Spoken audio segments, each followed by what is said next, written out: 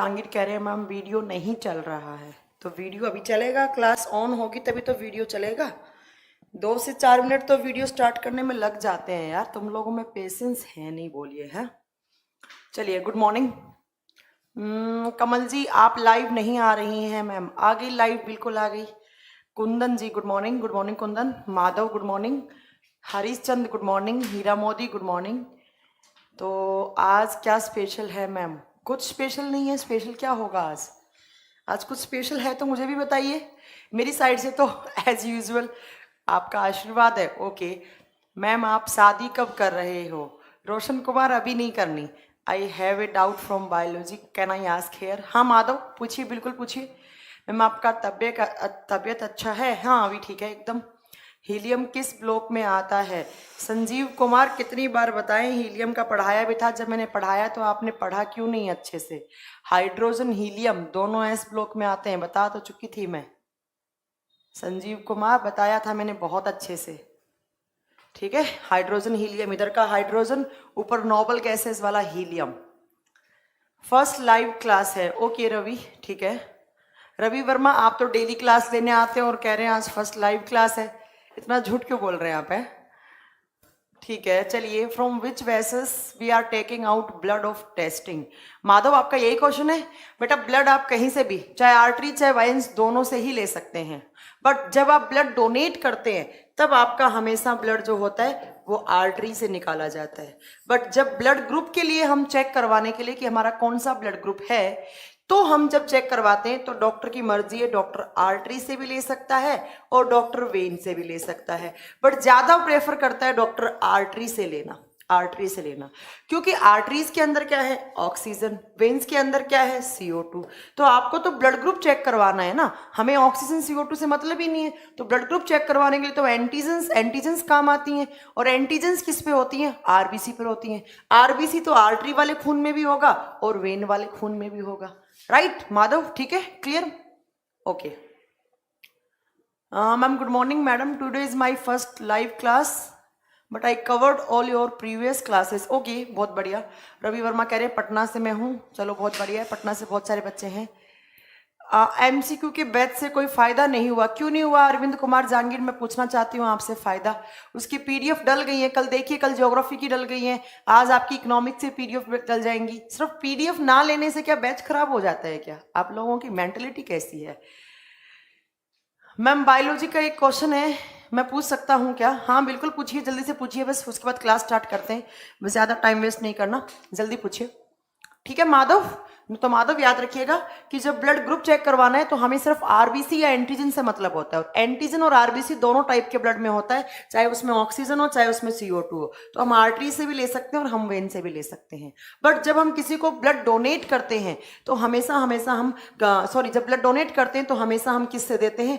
Veins से देते हैं, सिराओं से देते हैं। ये बात याद रखिएगा, सिराओं से। अब कुछ डॉक्टर क्या होते हैं, वो क्या करते हैं? आर्टरी से ब्लड निकाल देते हैं। आपने सुना होगा कि मैं खून डोनेट करने गया तो मुझे बेहोश हो गया, मैं चक्कर वक्कर आ गए मुझे। क्योंकि मोस्टली जो खून दिया जाता है वो हमेशा वेन्स से दिया जाता है और वेन्स में कैसा होता है? CO2 वाला होता है। और आर्टरी से अगर निकाल दोगे तो जिस इंसान के बॉडी से आपने निकाला है उस इंसान के बॉडी से क्या हो जाएगा? ऑक्सीजन की एक बार के लिए कुछ कमी हो सकती है और ऑक्सीजन की कमी से इंसान बेहोश भी हो सकता है। क्लियर?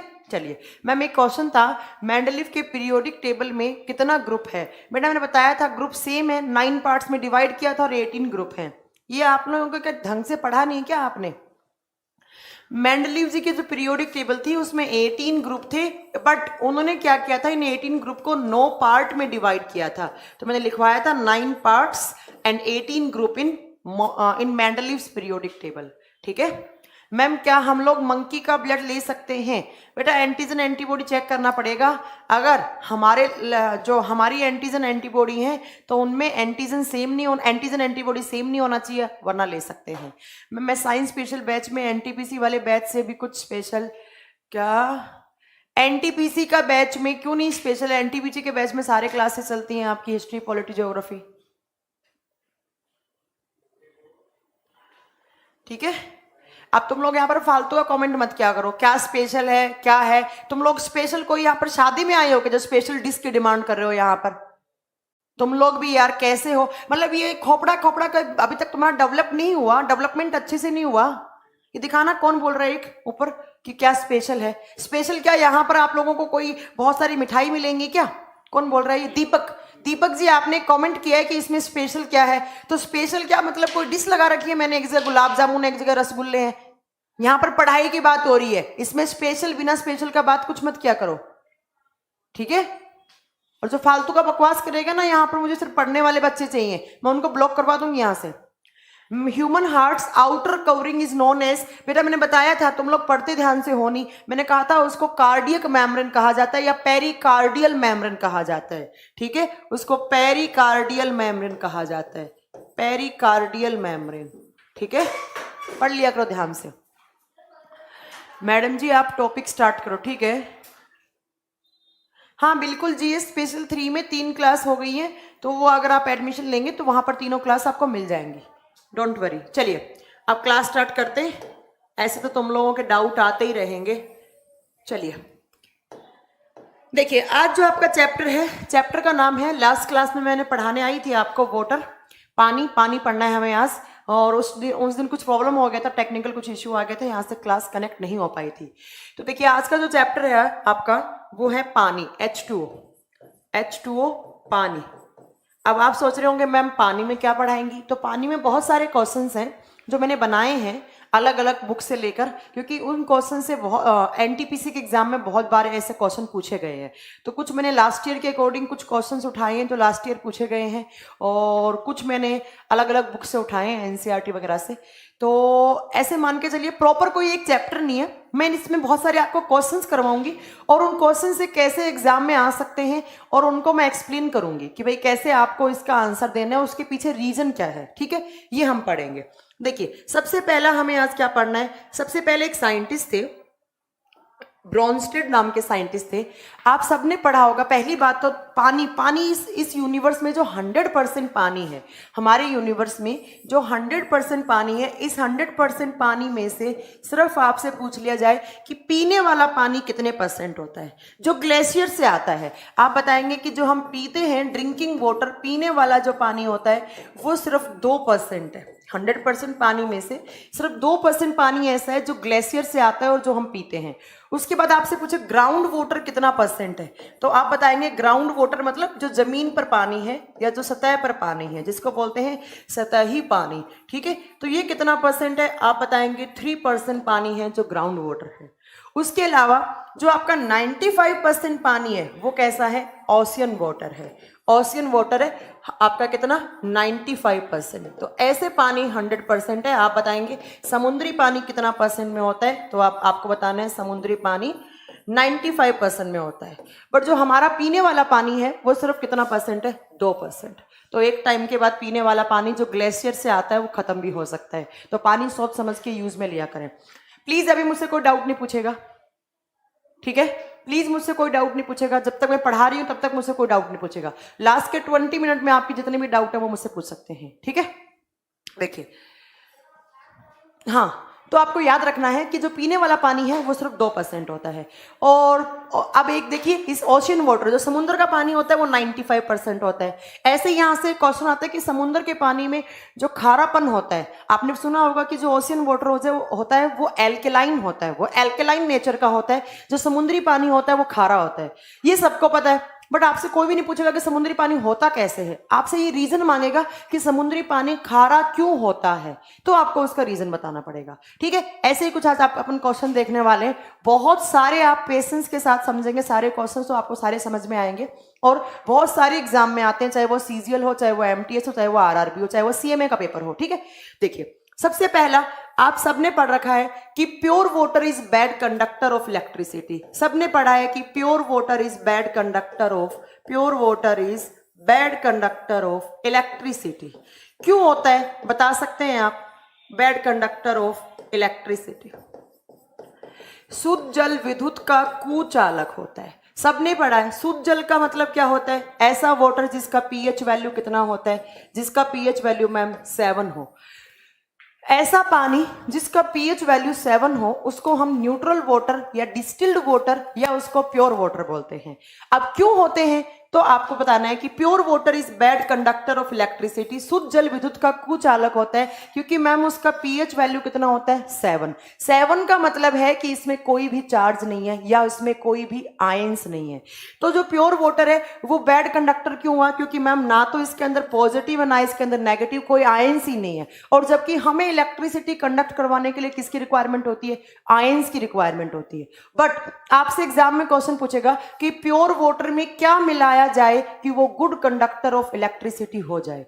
प्योर वाटर में क्या मिलाया जाए कि वो गुड कंडक्टर ऑफ इलेक्ट्रिसिटी हो जाए? आपको बताना है कि प्योर वाटर में अगर हमने एसिड मिला दिया, अगर हमने अम्ल मिला दिया, अगर हमने प्योर वाटर में एसिड मिला दिया, एसिड मिलाते ही मुझे बताओ कौन से आयन आ जाएंगे? एसिड में कौन से आयंस होते हैं? H+ आयंस होते हैं। बताया ना मैंने, H+ आयंस होते हैं।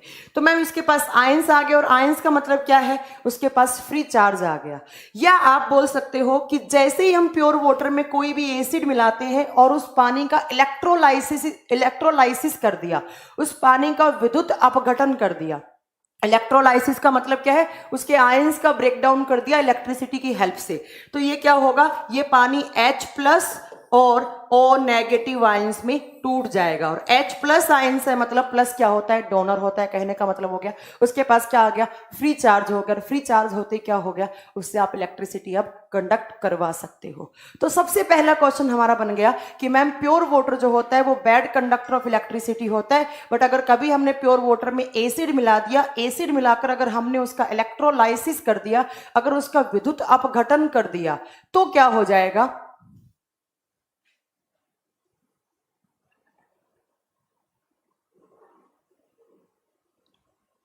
ठीक है, तो आपको याद रखना। सुबो जी कह रहे हैं ma'am can I ask a question, you really completed digestion system because I written down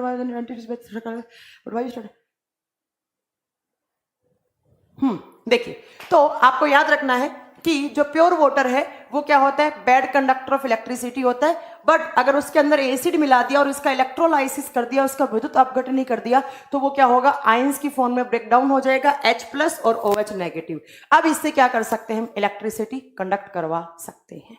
ठीक है, एक बात आपको ये हो गया, सबसे पहला क्वेश्चन आपका ये हो गया। नेक्स्ट देखिए, नेक्स्ट आप सबने पढ़ा है कि जो पानी होता है वो न्यूट्रल होता है, न्यूट्रल होता है। उसके अलावा आपको क्या याद रखना है? Next, water is a amphoteric molecule. Water is a amphoteric molecule, amphoteric molecule. अब मुझे लगता है कि मैंने आपको एक क्लास में एम्फोटेरिक मॉलिक्यूल का मतलब बहुत अच्छे से समझाया था। हिंदी में इसको बोलेंगे पानी एक उभयधर्मी अणु है। पानी एक उभयधर्मी अणु है। अब मैम हमने तो आज तक सुना है कि वाटर इज ए न्यूट्रल। पानी क्या होता है? कि न्यूट्रल होता है, पानी उदासीन होता है। बट मैम आपने लिखा है कि वाटर एक एम्फोटेरिक मॉलिक्यूल होता है, और एम्फोटेरिक का मतलब मैंने एक क्लास में बताया था जिसके ऊपर पॉजिटिव और नेगेटिव दोनों चार्ज हो। अब आपसे एग्जाम में क्वेश्चन पूछेगा कि जो पानी है वो एम्फोटेरिक होता है, वो एम्फोटेरिक होता है। ये कौन से साइंटिस्ट ने बताया था?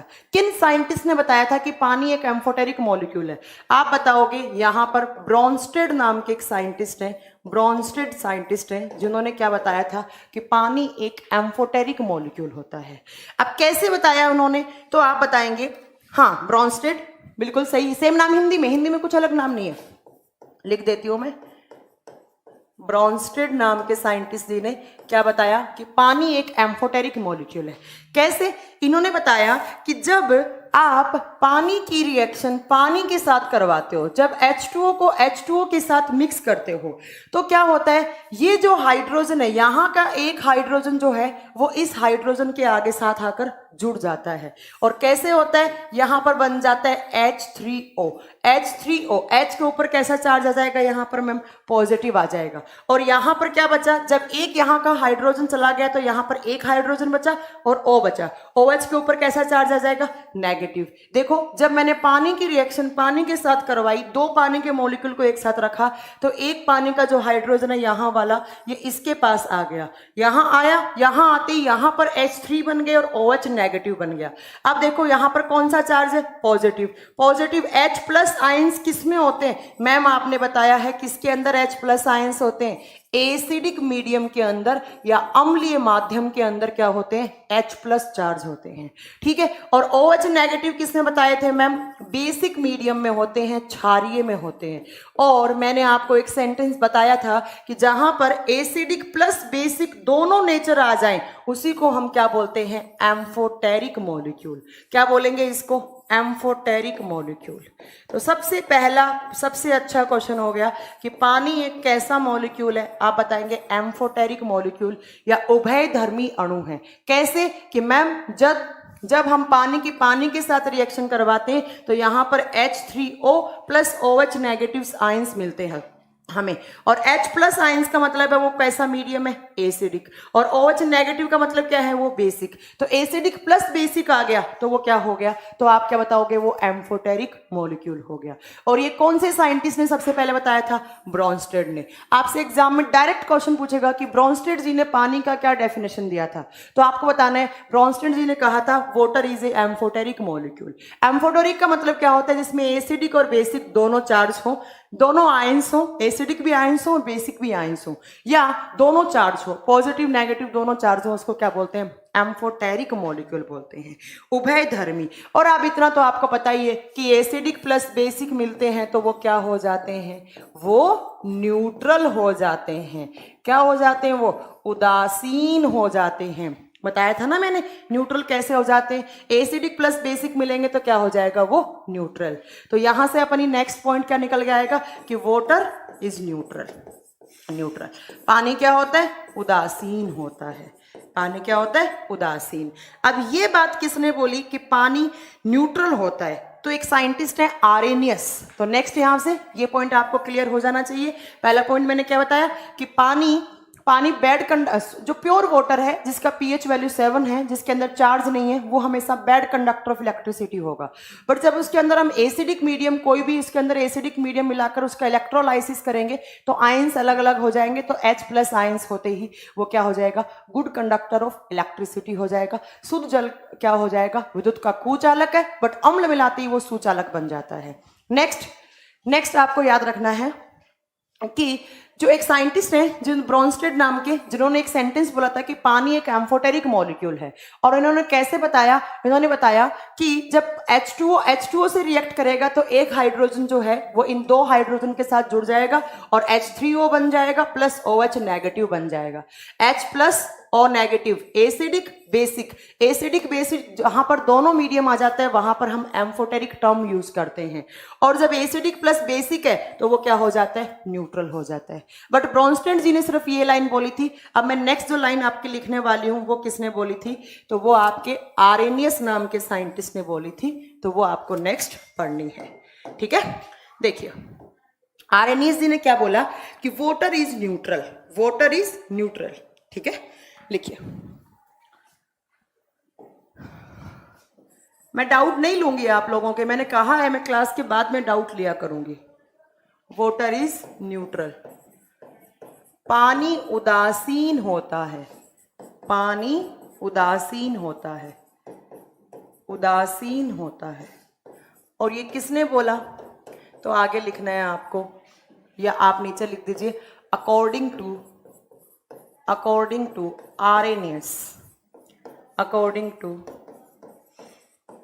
आरेनियस। कौन से साइंटिस्ट ने बोला था, आरेनियस नाम के साइंटिस्ट ने ये बात बोली थी, ठीक है। और आरेनियस जी ने कैसे प्रूफ किया इस बात को, इनसे साइंटिस्ट लोगों ने बोला कि भाई बताइए कैसे आप बोल सकते हो कि पानी न्यूट्रल होता है। तो इन्होंने पानी का pH वैल्यू निकालना सिखाया कि भाई हम पानी का pH निकालेंगे और उससे हमें पता लग जाएगा कि पानी क्या है, एक उदासीन होता है। कैसे, तो देखिए आप सबको पता है कि पानी का pH वैल्यू कितना होता है। पानी का pH होता है मैम 7। पानी का pH कितना, 7। अब क्या आप मुझे pH की फुल फॉर्म बता सकते हैं, pH का फुल फॉर्म क्या होता है। pH की फुल फॉर्म 2 होती है। ओके नीरज, आपका अगर फर्स्ट क्लास है तो प्लीज आप पढ़ाई में ध्यान दीजिए, बस बातें मत कीजिए। यहाँ पे देखिए pH का फुल फॉर्म 2 होते हैं, या तो इसको बोलते हैं हम पोटेंजा ऑफ हाइड्रोजन। तो पहला तो pH का फुल फॉर्म क्या हो गया, पोटेंजा ऑफ हाइड्रोजन। दूसरा यहां पर होता है पावर ऑफ हाइड्रोजन। दूसरा पीएच का फुल फॉर्म होता है पावर ऑफ हाइड्रोजन। इन दोनों में से आपको कोई भी डेफिनेशन मिल सकती है पीएच की फुल फॉर्म की। हिंदी में इसको क्या बोलते हैं? हिंदी में इसका नाम होता है हाइड्रोजन आयन की शक्ति, या हिंदी में लिखा होता है H+ की शक्ति, H+ आयंस की पावर। और अब आपसे एक क्वेश्चन और भी आ सकता है, जो हम पीएच स्केल पढ़ते हैं उसकी खोज किसने की थी? तो आप बताएंगे जो हम पीएच स्केल पढ़ते हैं उसकी खोज किसने की थी? सोरेनसन नाम के साइंटिस्ट ने खोज की थी। सोरेनसन नाम के साइंटिस्ट ने पीएच स्केल की खोज की थी। हाँ, सही बोला आपने। पोटेंशियल ऑफ हाइड्रोजन भी बोल सकते हैं, बिल्कुल सही बोला आपने, या पोटेंजा ऑफ हाइड्रोजन, या पावर ऑफ हाइड्रोजन, या हाइड्रोजन आयन की पावर, कुछ भी बोल सकते हैं। ये होता है पीएच का फुल फॉर्म। और मैंने एक सेंटेंस बोला है, मैंने नहीं, आपके आरएनएस जी ने बोला था। आरएनएस जी ने क्या बोला कि पानी न्यूट्रल होता है, पानी उदासीन होता है। और पानी का पीएच, या इन्होंने दूसरी लैंग्वेज में क्या बोला कि पानी का पीएच वैल्यू कितना होता है? 7 होता है। अब सबसे पहली बात, पीएच स्केल, आपने एक स्केल पढ़ा है जिस पर वैल्यू लिखी हुई थी 0 to 7 एंड 7 to 14। अगर 0 to 7 के बीच में आपका वैल्यू आया तो वो क्या हो जाता है? एसिडिक। और 7 to 14 आता है तो वो कैसा हो जाता है? बेसिक। और 7 रहता है तो वो कैसा हो जाता है? न्यूट्रल। तो पानी का कितना है? 7, तो ये क्या हो गया? न्यूट्रल। तो ये स्केल की खोज किसने की? सोरेनसन जी ने। अब बात आती है कि हमें ये प्रूव करना है कि पानी का पीएच वैल्यू यहाँ पर 7 कैसे आया। ठीक है, हमें क्या प्रूव करना है कि पानी का ये जो 7 पीएच वैल्यू है जो मैम ने बोला है ये आया कैसे। ठीक है, देखिए इसके लिए मैं इस चीज को यहाँ पे रख देती हूँ, थोड़ा सा छोटा कर देती हूँ, क्योंकि थोड़ी देर बाद पे हमें इसकी रिक्वायरमेंट वापस पड़ेगी। देखिए कैसे, ध्यान से सुनिए। पीएच वैल्यू निकालने का एक फॉर्मूला होता है, पीएच इज इक्वल टू, ध्यान से सुनिएगा। अच्छा, जो बच्चे साइंस बैकग्राउंड से नहीं है उनको घबराने की जरूरत नहीं है, बिल्कुल आपको समझ में आएगा। बड़ी इजी सी चीज पढ़ाने वाली हूं मैं यहाँ पर। पीएच का फॉर्मूला होता है -log H। ये किसी भी सॉल्यूशन का पीएच निकालने का फॉर्मूला होता है -log H। ठीक है, पीएच का फॉर्मूला कभी पूछा जाए आपसे तो आप यही बताओगे कि -log pH, -log और H। ठीक है, अब देखिए पानी का कैसे निकालना है आपको। पानी में 2 तरीके के आयंस होते हैं, एक होता है H+, एक होता है OH-। अभी बताया मैंने। और ये बात कौन से साइंटिस्ट जी ने बताई थी कि जब आप पानी को तोड़ोगे तो एक H+ और एक OH-। ब्रॉन्स्टेड जी ने बताई थी अभी, तभी तो ये एम्फोटेरिक मॉलिक्यूल बन गया। तो पानी में ये जो H+ आयंस होते हैं, ये जो हाइड्रोजन आयन होते हैं, इनकी कॉन्सेंट्रेशन कितनी होती है? 10⁻⁻7 मोल पर लीटर। कितना होता है? 10⁻⁻7 मोल पर लीटर। मोल पर लीटर।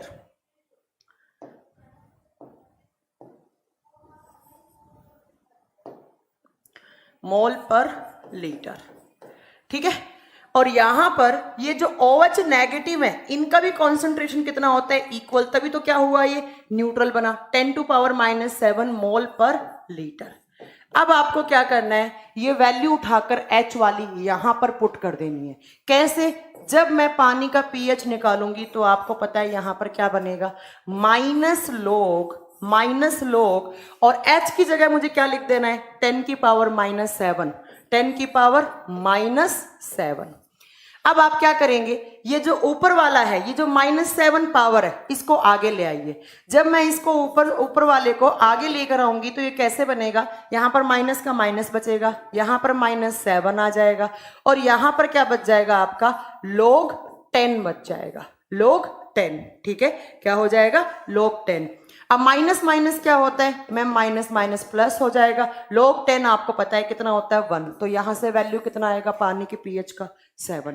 पानी के पीएच वैल्यू का वैल्यू कितना आएगा पानी का? 7। और मैंने बताया था ऐसा मीडियम जिसका वैल्यू कितना हो? जिसका वैल्यू 7 हो, उसको हम क्या बोलते हैं? न्यूट्रल। तो यहां से हमने क्या कर दिया, हमने एक बात बोल दी कि जो पानी है, पानी क्या होता है? पानी न्यूट्रल होता है। बिल्कुल सही बोला। अवधेश कुमार ने भी 1 बताया, कमल शाह ने भी 1 बताया। जो बच्चे साइंस बैकग्राउंड से नहीं है उनको कुछ याद नहीं रखना है, ये सब फॉर्मूले कुछ। हाँ, अगर आप एनटीपीसी का एग्जाम देने जा रहे हैं तो आपसे पूछ सकता है कि पीएच वैल्यू निकालने का फॉर्मूला क्या होता है। तो आपको बताना पड़ेगा कि पीएच वैल्यू निकालने का फॉर्मूला क्या होता है, माइनस लोग 10H, अच्छा माइनस लोग H, ठीक है, माइनस लोग। अब देखिए क्या किया मैंने, एक बार मैं फिर रिपीट कर रही हूं, पानी का पीएच 7 होता है और ऐसा मीडियम जिसका या ऐसा कोई सॉल्यूशन जिसका पीएच वैल्यू 7 आता है उसको हम बोलते हैं न्यूट्रल, उसको उदासीन बोलते हैं। और ये कौन से साइंटिस्ट ने सबसे पहले बताई थी, तो ये बात जो पानी न्यूट्रल है वो किसने बताया था मैम, सबसे पहले आर्रेनियस नाम के साइंटिस्ट ने बताया था। अब उन्होंने प्रूफ कैसे किया इस बात को, इन्होंने इस फॉर्मूले में जब पानी का पीएच वैल्यू निकाला तो पानी का पीएच निकला यहां से 7 और बोल दिया 7 है तो वो क्या हो गया, न्यूट्रल हो गया। कैसे, माइनस लोग H आपका फॉर्मूला होता है। उसके बाद क्या किया, पानी के अंदर जो H पॉजिटिव और जो OH नेगेटिव, ये वाली बात किसने बताई थी, ये मैंने अभी आपको समझाया था कि ब्रॉन्स्टेड जी ने क्या कहा था कि पानी किस में टूट जाता है, H प्लस OH नेगेटिव में। तो H प्लस का कॉन्सेंट्रेशन यहाँ पर 10⁻⁻7 मोल पर लीटर होता है। ऐसे ही OH नेगेटिव का OH नेगेटिव भी क्या होता है, 10⁻⁻7 होता है। उसके बाद आपको क्या करना है, सेम इस वैल्यू को इस फॉर्मूले में जब आप पुट करोगे तो माइनस लोग H की जगह लिख दो 10⁻⁻7, -7 को जब आप आगे लाओगे तो -7 प्लस हो जाएगा और लोग क्या हो जाएगा, लोग आपका क्या बच जाएगा, यहां पर log 10 बच जाएगा। और आपको पता ही है कि log 10 की वैल्यू कितनी होती है, ठीक है, log 10 की वैल्यू कितनी होती है, तो आपको बतानी है कि log 10 की वैल्यू 1 होती है। और जब 1 यहां से करेंगे माइनस माइनस प्लस तो यहां पर क्या निकलेगा आपका, अगेन 7 वैल्यू निकलेगा। और 7 होते ही पानी का पीएच कितना चला जाएगा, पानी का पीएच भी 7, और 7 होते ही पानी का क्या बन गया, तो आप बताएंगे पानी क्या होता है, न्यूट्रल। तो आपने आज 2 चीजें पढ़ी, क्या क्या, तो मैम हमने पहली चीज पढ़ी कि पानी एक एम्फोटेरिक मॉलिक्यूल होता है। दूसरा हमने क्या पढ़ा कि पानी आर्रेनियस के अकॉर्डिंग पानी क्या होता है, न्यूट्रल होता है। और न्यूट्रल को आप ऐसे प्रूव कर सकते हो। आपके 2 अच्छे क्वेश्चन बने हैं यहाँ पर। वो पहला क्वेश्चन तो बना है ये कि भाई पानी का जो पीएच है उसका फुल फॉर्म क्या होता है, पोटेंजा ऑफ हाइड्रोजन या पावर ऑफ हाइड्रोजन। और दूसरा पीएच स्केल की खोज किसने की, सोरेनसन जी ने। और वाटर न्यूट्रल है ये किसने बताया, तो ये आपके आर्रेनियस जी ने बताया। और किसी भी सॉल्यूशन का पीएच वैल्यू निकालने का फॉर्मूला क्या होता है, तो ये भी आपको याद रखना है, क्या होता है, आपको क्या बताएंगे आप, माइनस लोग H। चलिए ये आपका इतना हो गया पानी। अब चलते हैं नेक्स्ट, पानी की स्ट्रक्चर के बारे में आपको कुछ बातें याद रखनी है जहां से एग्जाम में क्वेश्चन पूछ लिए जाते हैं, ठीक है। गुड मॉर्निंग अभिषेक। अरे लोग एक फॉर्मूला है और कुछ नहीं है यहाँ पर। अरविंद कुमार जहांगीर, मुझे लगता है आप साइंस बैकग्राउंड से नहीं है इसीलिए आपने पहली बार सुना है कि लोग क्या होता है, ठीक है। देखिए नेक्स्ट आता है आपका कि पानी का स्ट्रक्चर क्या होता है, स्ट्रक्चर ऑफ वाटर। कहने का मतलब है पानी में कौन कौन सा बॉन्ड बनता है और उस बॉन्ड का एंगल कितना होता है, पानी कैसा होता है, पोलर होता है नहीं होता है, ऐसे बहुत सारे क्वेश्चन आपसे पूछ लिए जाते हैं। पानी की संरचना, यहां पर पानी की संरचना जब पढ़ोगे तो आपको एक पॉइंट याद रखना है कि वाटर इज एंगुलर, पानी कोणीय होता है। कैसे, तो मैं अभी आपको समझाऊंगी। पानी कैसा होता है, कोणीय होता है। पानी एंगुलर होता है या पानी कोणीय होता है। कैसे, आपने स्कूल में पानी का जब स्ट्रक्चर बनाया होगा तो आपने कैसे बनाया होगा, पानी में क्या होता है, एक जो ऑक्सीजन होता है वो कितने हाइड्रोजन के साथ जुड़ा हुआ होता है, 2 हाइड्रोजन के साथ। पानी की स्ट्रक्चर में एक ऑक्सीजन कितने हाइड्रोजन के साथ, 2 हाइड्रोजन के साथ जुड़ा हुआ होता है, ठीक है। तो ये आपको याद रखना है। और ये जो पानी का जो ऑक्सीजन है और ये दोनों हाइड्रोजन है, इसके बीच में जो आपका क्या बनता है, एंगल बनता है। इस एंगल का वैल्यू कितना होता है, एग्जाम में बहुत बार पूछा हुआ है। जल्दी से बताइए कि पानी में, नहीं आपको चंदन कुमार सो आपको लॉग टेबल नहीं याद करनी है बेटा, बस आपको log 10 का वैल्यू याद रखना है, 1 होता है, बस ये याद रखना है आपको, इससे ज्यादा आपको कुछ याद नहीं रखना है यहाँ से, ठीक है। जल्दी बताइए कि पानी की स्ट्रक्चर में जो एक ऑक्सीजन होता है वो दोनों हाइड्रोजन से जुड़ा हुआ होता है, तो इन दोनों हाइड्रोजन और ऑक्सीजन के बीच में जो आपका बॉन्ड बनता है वो कितने डिग्री सेल्सियस का बनता है, जल्दी बताइए। मैं पानी पीती हूँ उतने में जल्दी बताइए। 180 गलत, 109 गलत, 106 गलत। आंटी पानी दीजिएगा 1 गिलास। अरे कोई तो सही आंसर दे दो। 90 डिग्री, 90 तो बन भी नहीं रहा यहाँ पर, 90 कैसे बोल दिया आपने। एक बच्चे का सही आंसर मिला है बट वो भी करेक्ट आंसर नहीं मिला है। ये आपका जो बॉन्ड होता है वो कितना होता है 104.5 डिग्री सेल्सियस। आपको हमेशा एनसीईआरटी में जो लिखा हुआ है वही सच मानना है। 120 कुछ भी, 40 60 120 कुछ भी खेल चल रहा है क्या यहाँ पे? पानी के अंदर जो दोनों हाइड्रोजन होते हैं उसके बीच में जो बॉन्ड बनता है, ऊपर ऑक्सीजन दोनों हाइड्रोजन, वो कितने डिग्री सेल्सियस होता है आप बताएंगे? 104.5 डिग्री सेल्सियस। ठीक है, ये आपको बिल्कुल सही आंसर देना है, 104.5 डिग्री सेल्सियस। अब मुझे एक बात बताइए, ऑक्सीजन पे कैसा चार्ज होता है? मैम नेगेटिव, पार्शियली नेगेटिव होता है। तो मैंने ऑक्सीजन के ऊपर कैसा चार्ज दिखा दिया? नेगेटिव। ऑक्सीजन पे कैसा चार्ज होता है? नेगेटिव। हाइड्रोजन पे कैसा होता है? मैम पॉजिटिव चार्ज होता है। इस हाइड्रोजन पे भी कैसा होता है? पॉजिटिव। ये पॉजिटिव, ऊपर वाला कैसा? नेगेटिव। ये धनात्मक, पॉजिटिव को बोलते हैं धनात्मक, और ये क्या होता है मैम? ऋणात्मक। ऋणात्मक, ऋणात्मक। कोवेलेंट बॉन्ड तो बनता है बेटा, मैंने बॉन्ड नहीं पूछा यहां पर, मैंने आपको नहीं, जो करेक्ट है 105 में कैसे लिख दूंगी बेटा? जब 104.5 होता है तो 104.5 ही मतलब है। ठीक है, देखिए ये इस पे ऑक्सीजन पे कैसा चार्ज होता है? नेगेटिव। हाइड्रोजन पे दोनों पे कैसा होता है? Positive charge. तो अब पानी की स्ट्रक्चर में एक ऑक्सीजन जो होता है वो दोनों हाइड्रोजन के साथ जुड़ा हुआ होता है। आप कैसे लिखोगे इस चीज को कि ये आपका पानी है, और पानी की स्ट्रक्चर कैसे बनाओगे? तो आप बनाओगे कि पानी की स्ट्रक्चर में दो जो हाइड्रोजन होते हैं H2+ वो एक ऑक्सीजन से जुड़े हुए होते हैं। अब मुझे बताइए आपके यहां पर कितने पोल बन गए? दो पोल बन गए। एक कौन सा? पॉजिटिव वाला। एक कौन सा? नेगेटिव वाला। एक ये पोल, एक ये पोल। एक आपका ये हाइड्रोजन वाला, एक ऑक्सीजन वाला। तो इस बात से मैं क्या कह सकती हूँ? पानी क्या होता है? पोलर होता है। पानी क्या होता है? पोलर होता है। तो आपको हमेशा एक बात याद रखना है कि water is angular and water is polar. ये दोनों बात याद रखनी है, ये बात भी आपको याद रखना है, वाटर इज पोलर। और हिंदी में लिखोगे पानी ध्रुवीय होता है। पानी ध्रुवीय होता है। देखो आपसे कैसे क्वेश्चन पूछेगा, आप सोच रहे होंगे कि मैम कैसे पढ़ा रही है, क्वेश्चन कैसे आएंगे? आपसे डायरेक्ट पूछेगा, पानी की कोई भी चार ऑप्शन देगा, ABCD पूछेगा, पानी इसकी इसमें से कौन सी क्वालिटी है और कौन सी नहीं है, ऐसा कुछ आपका, ऐसा आपका क्वेश्चन आ जाएगा। ओ सॉरी, डिग्री आएगा यहाँ पर 104.5 डिग्री। ठीक है, 104.5। देखिए आपसे पूछा जाएगा पानी कैसा है, आप बताओगे वाटर इज एंगुलर। पानी कोणीय होता है क्योंकि पानी के जो दोनों हाइड्रोजन ऊपर जो ऑक्सीजन होता है उसके बीच में जो कोण बनता है वो कितने का बनता है? 104.5 का बनता है। सेल्सियस नहीं लगेगा यहाँ पर, 104.5 का बनता है। जब मैम एक ऑक्सीजन दोनों हाइड्रोजन से जुड़ा है तो पानी की स्ट्रक्चर क्या होगी? H2+ होगी और ऑक्सीजन क्या होगा? नेगेटिव। यहाँ पे पॉजिटिव, यहाँ पर नेगेटिव। ये पॉजिटिव पोलर है, ये नेगेटिव पोलर है, तो पानी क्या हो गया मैम? पोलर हो गया। Water is polar. और आपने एक चीज सुनी होगी स्कूल में, हाँ आपने एक चीज सुनी होगी स्कूल में, आपने स्कूल में एक चीज सुनी होगी कि जो पोलर सॉल्यूशन होता है, polar solution dissolve polar, polar solution dissolve polar. जो ध्रुवीय होता है, ध्रुवीय विलयन को ही घोलता है। जो ध्रुवीय विलयन होता है वो किसको घोलता है? ध्रुवीय को घोलता है। ऐसे ही आपने बहुत बार बुक्स में पढ़ा होगा कि पोलर जो ध्रुवीय जल है वो ध्रुवीय विलयन को ही घोलता है। पानी क्या हो गया? पानी मैम एक तो पोलर हो गया, एक पानी के मॉलिक्यूल्स के बीच में क्या बन गया? एंगल बन गया। तो वाटर एंगुलर और पोलर दोनों होता है। और एक बात याद रखना है कि जो पोलर सॉल्यूशन होता है वो किसको डिसॉल्व करता है? ओनली पोलर सॉल्यूशन को ही डिसॉल्व करता है। पोल का मतलब समझ रहे हो? एक पॉजिटिव वाला, एक नेगेटिव वाला।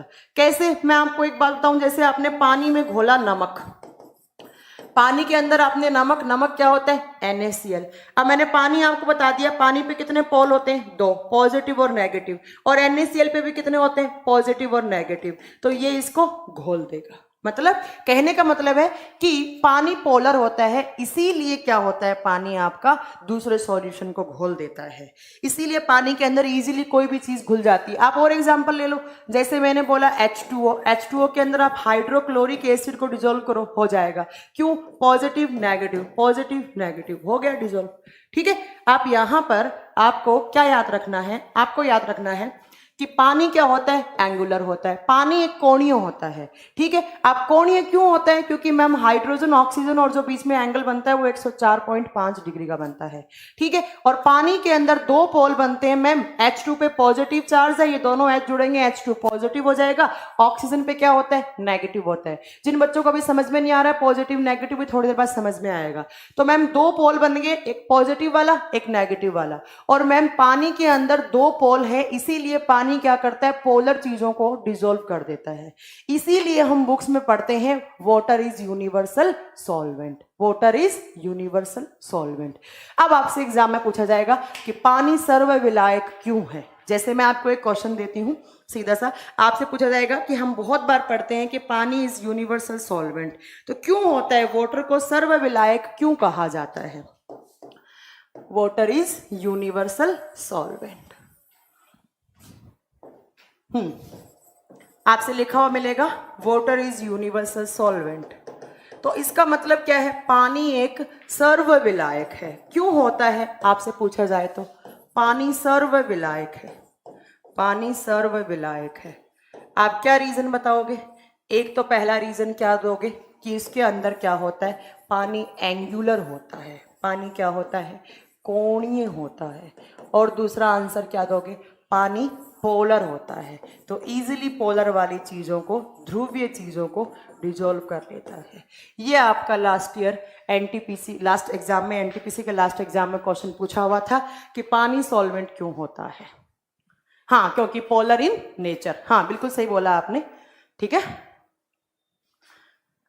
हाँ, इट डिसॉल्व ऑल नहीं आएगा Kamal, it dissolve all polar solution, all polar solution, मतलब जो पोलर होता है वो किसको डिसॉल्व करता है, पोलर को। इसीलिए पानी क्या है, एक सर्वविलायक है, सब कुछ घोल देने वाला है, यूनिवर्सल सॉल्वेंट है। ये बात आपको याद रखनी थी। ठीक है, अब चलिए नेक्स्ट आपको याद रखना है कि पानी के नाम कितने होते हैं। अगर मैं आपसे पूछूं पानी के कितने नाम होते हैं, बताइए जरा, क्या नाम बताओगे आप? पानी के कितने नाम होते हैं, जल्दी बताइए, पानी के कितने नाम होते हैं? पानी रे पानी तेरे कितने नाम हैं, पानी रे पानी तेरा क्या कलर, जल्दी बताइए, पानी के कितने नाम होते हैं? हाँ जी, बिल्कुल सही बोला आपने। हाँ, पूछा था मैम थर्ड शिफ्ट में, बिल्कुल आपने सही बोला, यही क्वेश्चन पूछा था कि पानी यूनिवर्सल सॉल्वेंट है तो क्यों है। पानी के 3 नाम होते हैं, चलो बताइए क्या नाम होते हैं? एक बच्चा बोल रहा है मैम एक्वा होता है, एक कह रहा है ड्राई आइस होता है। इनको छोड़ के नाम बताओ, ये कोई नाम नहीं होते हैं।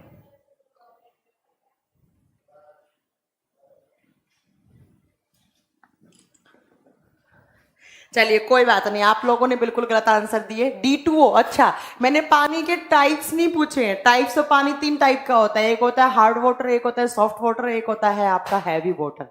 नहीं, पानी के नाम कितने होते हैं? एक बोल रहा है एक्वा होता है, एक होता है D2O, एक होता है H2O, एक कह रहा है डिस्टिल्ड वाटर। बेटा ये कोई नहीं पूछेगा, ऑप्शन में ये नहीं होंगे। ठीक है, चलो मैं बताती हूँ पानी के नाम कितने होते हैं। आपको लिखना है टू नेम ऑफ वाटर। पानी के 2 नाम होते हैं, क्या क्या? देखिए H2O, और मैंने लिखा कि इसको कैसे लिखा जाएगा मैम, इसको H, बस रहने दीजिए, हार्ड एंड सॉफ्ट वाटर चलो आप छोड़ दीजिए, अब हो गया आपका। आप मेरा सुन लीजिए, H+ और ऑक्सीजन क्या होता है, 2 नेगेटिव, है ना। H+ ऑक्सीजन क्या होता है, 2 नेगेटिव। ऑक्सीजन के पास कितने इलेक्ट्रॉन की कमी होती है, हमेशा 2 की। और हाइड्रोजन के पास कितना इलेक्ट्रॉन होता है, 1 इलेक्ट्रॉन। हाइड्रोजन के ऊपर कैसा चार्ज होता है, पॉजिटिव। ऑक्सीजन के पास नेगेटिव। ये तो आपको पता होगा ना, ऑक्सीजन का अगर मैं आपसे इलेक्ट्रॉनिक कॉन्फ़िगरेशन लिखवाऊंगी तो क्या लिखोगे, 1s2 2s2 2p4। Last outer cell में कितने होने चाहिए थे, 8, और 4 और 2 6 ही है, तो ऑक्सीजन के पास कितने की कमी है, 2 इलेक्ट्रॉन की। तो ऑक्सीजन के ऊपर कितना चार्ज रहता है, 2। चलिए ये नहीं समझ में आ रहा है, अभी छोड़ दीजिए, आगे सब पढ़ाऊंगी मैं आपको, जब आपका एटॉमिक वाला स्ट्रक्चर वाला चैप्टर करवाऊंगी तो सारा का सारा पढ़ाऊंगी। अभी अगर आपको समझ में नहीं आ रहा है तो आप भूल जाइए। आप इतना याद रखिए कि जो पानी है, पानी को हम H+ और O2- से हम लिखा जाता है। ठीक है, देखिए अब आपने स्कूल में एक क्रॉस मेथड पढ़ा होगा, एक क्रॉस मेथड पढ़ा होगा, जिस क्रॉस मेथड के थ्रू हम जब नाम लिखते थे किसी भी सॉल्यूशन का, तो इधर वाले के जो ऊपर लिखा हुआ है वो इसके पैरों में आ जाता था। इसको इसके पैरों में ले आओ, और इसका जो ऊपर वाला है ये सर, इसके पैरों में ले जाओ। तो इसको कैसे लिखना सिखाया था आपकी सर या मैडम ने, कि इस H के ऊपर क्या आ जाएगा, यहां पर 2- आ जाएगा, और ये H वाला जो पॉजिटिव है वो कहां चला जाएगा, ऑक्सीजन के ऊपर या पॉजिटिव। या आप यहां लिख लो, ज्यादा कंफ्यूज नहीं हो तो आप यहां लिख लो।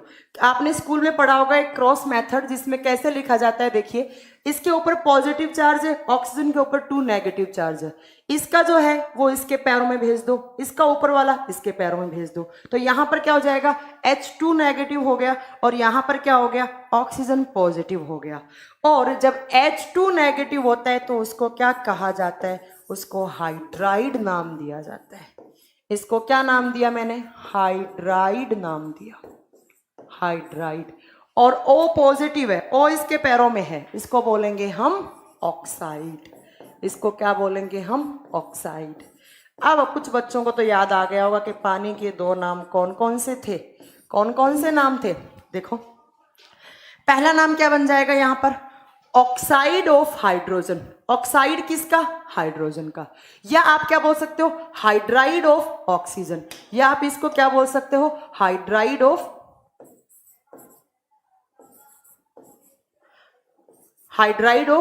ऑक्सीजन।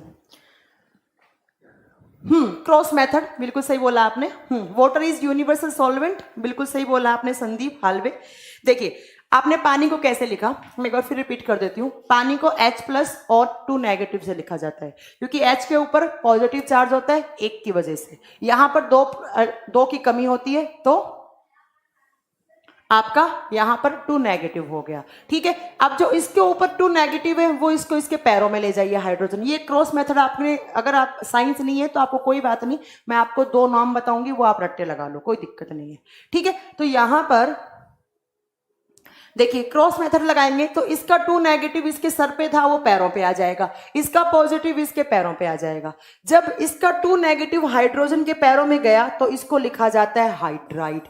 इसको किस नाम से लिखा जाता है, हाइड्राइड। और जब इसका पॉजिटिव पैरों में आ गया तो इसको क्या लिखा जाता है, ऑक्साइड। तो अब आप पानी के कैसे नाम लिख दोगे, देखिए क्या लिखोगे, ऑक्साइड ऑफ हाइड्रोजन, या तो आप लिख दो ऑक्साइड ऑफ हाइड्रोजन। किसका ऑक्साइड, तो आप हाइड्रोजन का ऑक्साइड बना दो, oxide of hydrogen. Oxide, oxide किसका, हाइड्रोजन का, या आप लिख दो हाइड्राइड ऑफ ऑक्सीजन। तो पानी के 2 नाम क्या होंगे, पहला मैं लिख रही हूं oxide of hydrogen, oxide of hydrogen. अब बच्चा बोलता है मैम हिंदी में क्या, सेम नाम है, ऑक्साइड ऑफ हाइड्रोजन। पानी का पहला नाम क्या हो गया, ऑक्साइड ऑफ हाइड्रोजन, हाइड्रोजन। दूसरा इसका उल्टा कर दो, हाइड्राइड ऑफ ऑक्सीजन।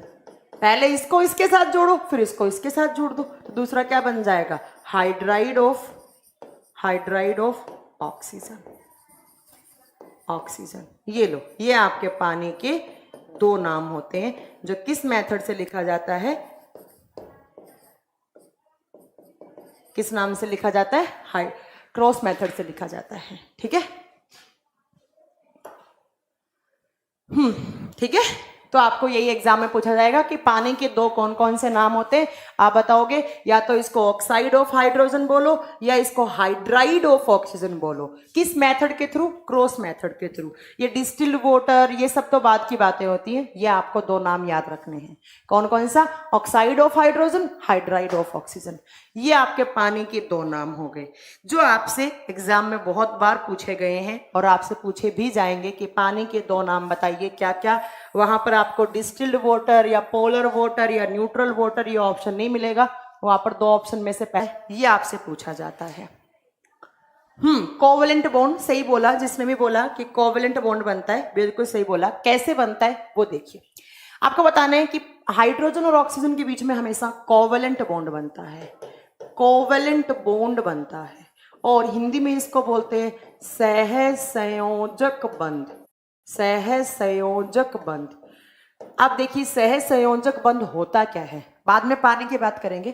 पहले आपको समझ में आना चाहिए कि अपनी आउटर सेल में या तो आउटर सेल को ही खत्म कर लेता है, या 2 इलेक्ट्रॉन रखता है, या कितने रखता है, 8 इलेक्ट्रॉन रखता है। तो यहां पर कोवेलेंट बॉन्ड की जब मैं बात करूंगी तो मान लो 2 एटम है, एक बी है, इसकी आउटर सेल में ऐसे 2 इलेक्ट्रॉन है, इसकी आउटर सेल में ऐसे 2 इलेक्ट्रॉन है। इसको भी 4 की कमी है, इसको भी 4 की कमी है अपना ऑक्टेट कंप्लीट करने के लिए। जब इसको रिक्वायरमेंट होगी ये ले लेगा, जब इसको रिक्वायरमेंट होगी ये ले लेगा। तो आपस में इलेक्ट्रॉन की शेयरिंग हो गई। देखो ये इलेक्ट्रॉन की शेयरिंग हो गई। इलेक्ट्रॉन का क्या हो गया, साझा हो गया। और इलेक्ट्रॉन की शेयरिंग या साझे से बनने वाला बॉन्ड कौन सा होता है, कोवैलेंट बॉन्ड। सह का मतलब होता है साथ, संयोजक मतलब साझा करने वाला, साथ में साझा करने वाला। आपसे कभी भी पूछे कोवैलेंट बॉन्ड कब बनता है, आप बोलेंगे शेयरिंग ऑफ इलेक्ट्रॉन। इलेक्ट्रॉन के साझे से बनने वाला बॉन्ड कौन सा होता है, कोवैलेंट बॉन्ड। और क्यों करते हैं साझा, इलेक्ट्रॉन का साझा क्यों होता है, एटम क्या होते हैं, एटम स्टेबल होने के लिए। और स्टेबल कब होते हैं, जब उनमें या तो 0 या 2 या 8 इलेक्ट्रॉन हो, तब वो क्या होते हैं, स्टेबल होते हैं। तो स्टेबिलिटी गेन करने के लिए कोई भी एटम क्या करता है, या तो इलेक्ट्रॉन डोनेट करता है, या इलेक्ट्रॉन रिसीव करता है, या इलेक्ट्रॉन का आपस में साझा कर लेता है। और साझे से बनने वाला बॉन्ड कौन सा होता है, कोवैलेंट बॉन्ड होता है। तो मैंने बोला कि पानी के बीच में कौन सा बॉन्ड बनता है, आपको मैंने बताया कोवैलेंट बॉन्ड बनता है। अब कैसे बनता है वो बात हमें देखनी है। ये तो बोल दिया हमने कि पानी के बीच में कोवैलेंट बॉन्ड बनता है, कैसे, तो उसके बॉन्ड देखने से पहले आपको इन दोनों का देखो, पानी में कितने एलिमेंट है आपके, एक हाइड्रोजन, दूसरा कौन सा, ऑक्सीजन। इन दोनों का आपको आना चाहिए इलेक्ट्रॉनिक कॉन्फ़िगरेशन लिखना। ईसी का फुल फॉर्म क्या होता है, इलेक्ट्रॉनिक कॉन्फ़िगरेशन, इलेक्ट्रॉनिक विन्यास। इलेक्ट्रॉनिक विन्यास पहले आपको हाइड्रोजन का लिखना है, फिर आपको ऑक्सीजन का लिखना है। देखिए हाइड्रोजन कितने हैं पानी के अंदर, 2 हैं। और आप सबको पता है कि हाइड्रोजन का इलेक्ट्रॉनिक विन्यास क्या होता है, 1s1 होता है, क्योंकि एक ही क्या होता है, इसकी आउटर सेल में इलेक्ट्रॉन होता है। तो हाइड्रोजन को हमने कैसे लिखा, हाइड्रोजन 2 हैं तो मैंने यहां पर लिख दिया 1h1। हाइड्रोजन कैसे लिखा जाता है, 1h1। तो इसकी s में s ऑर्बिट में कितने चले जाएगा, 1। कितने हाइड्रोजन है, 2। दूसरा भी मैंने ऐसे लिख दिया, कैसे हो जाएगा, 1s1। ये हो गया हाइड्रोजन का इलेक्ट्रॉनिक कॉन्फ़िगरेशन। हाइड्रोजन का कैसे लिखा जाता है, एक ही है तो 1s1 में क्या हो जाएगा, 1 हो जाएगा।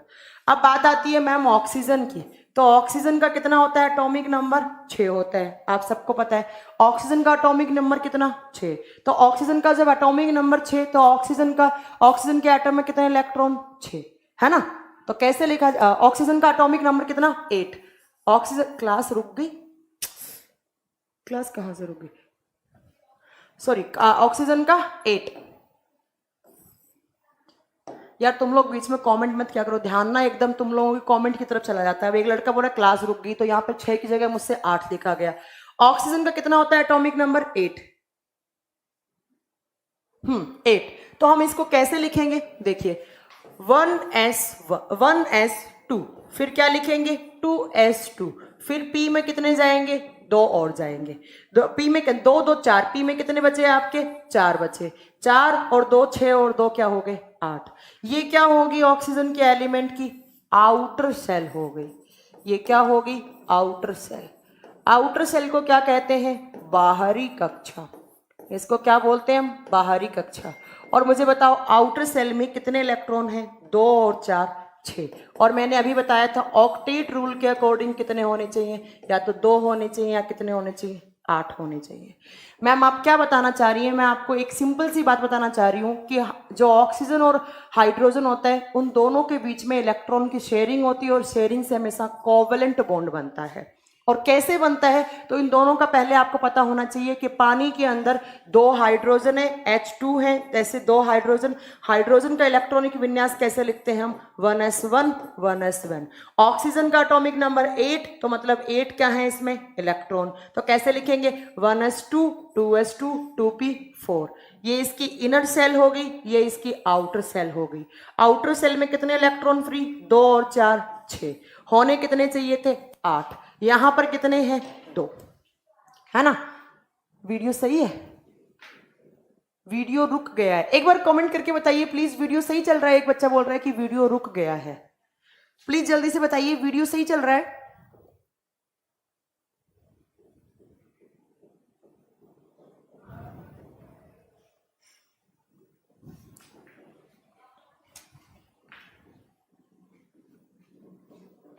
वीडियो सही चल रहा है?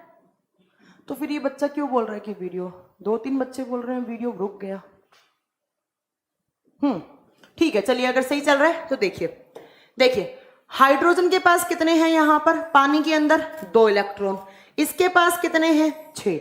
हाइड्रोजन के पास टोटल कितने इलेक्ट्रॉन की कमी है इस रूल के अकॉर्डिंग? 8 करने के लिए 6 की।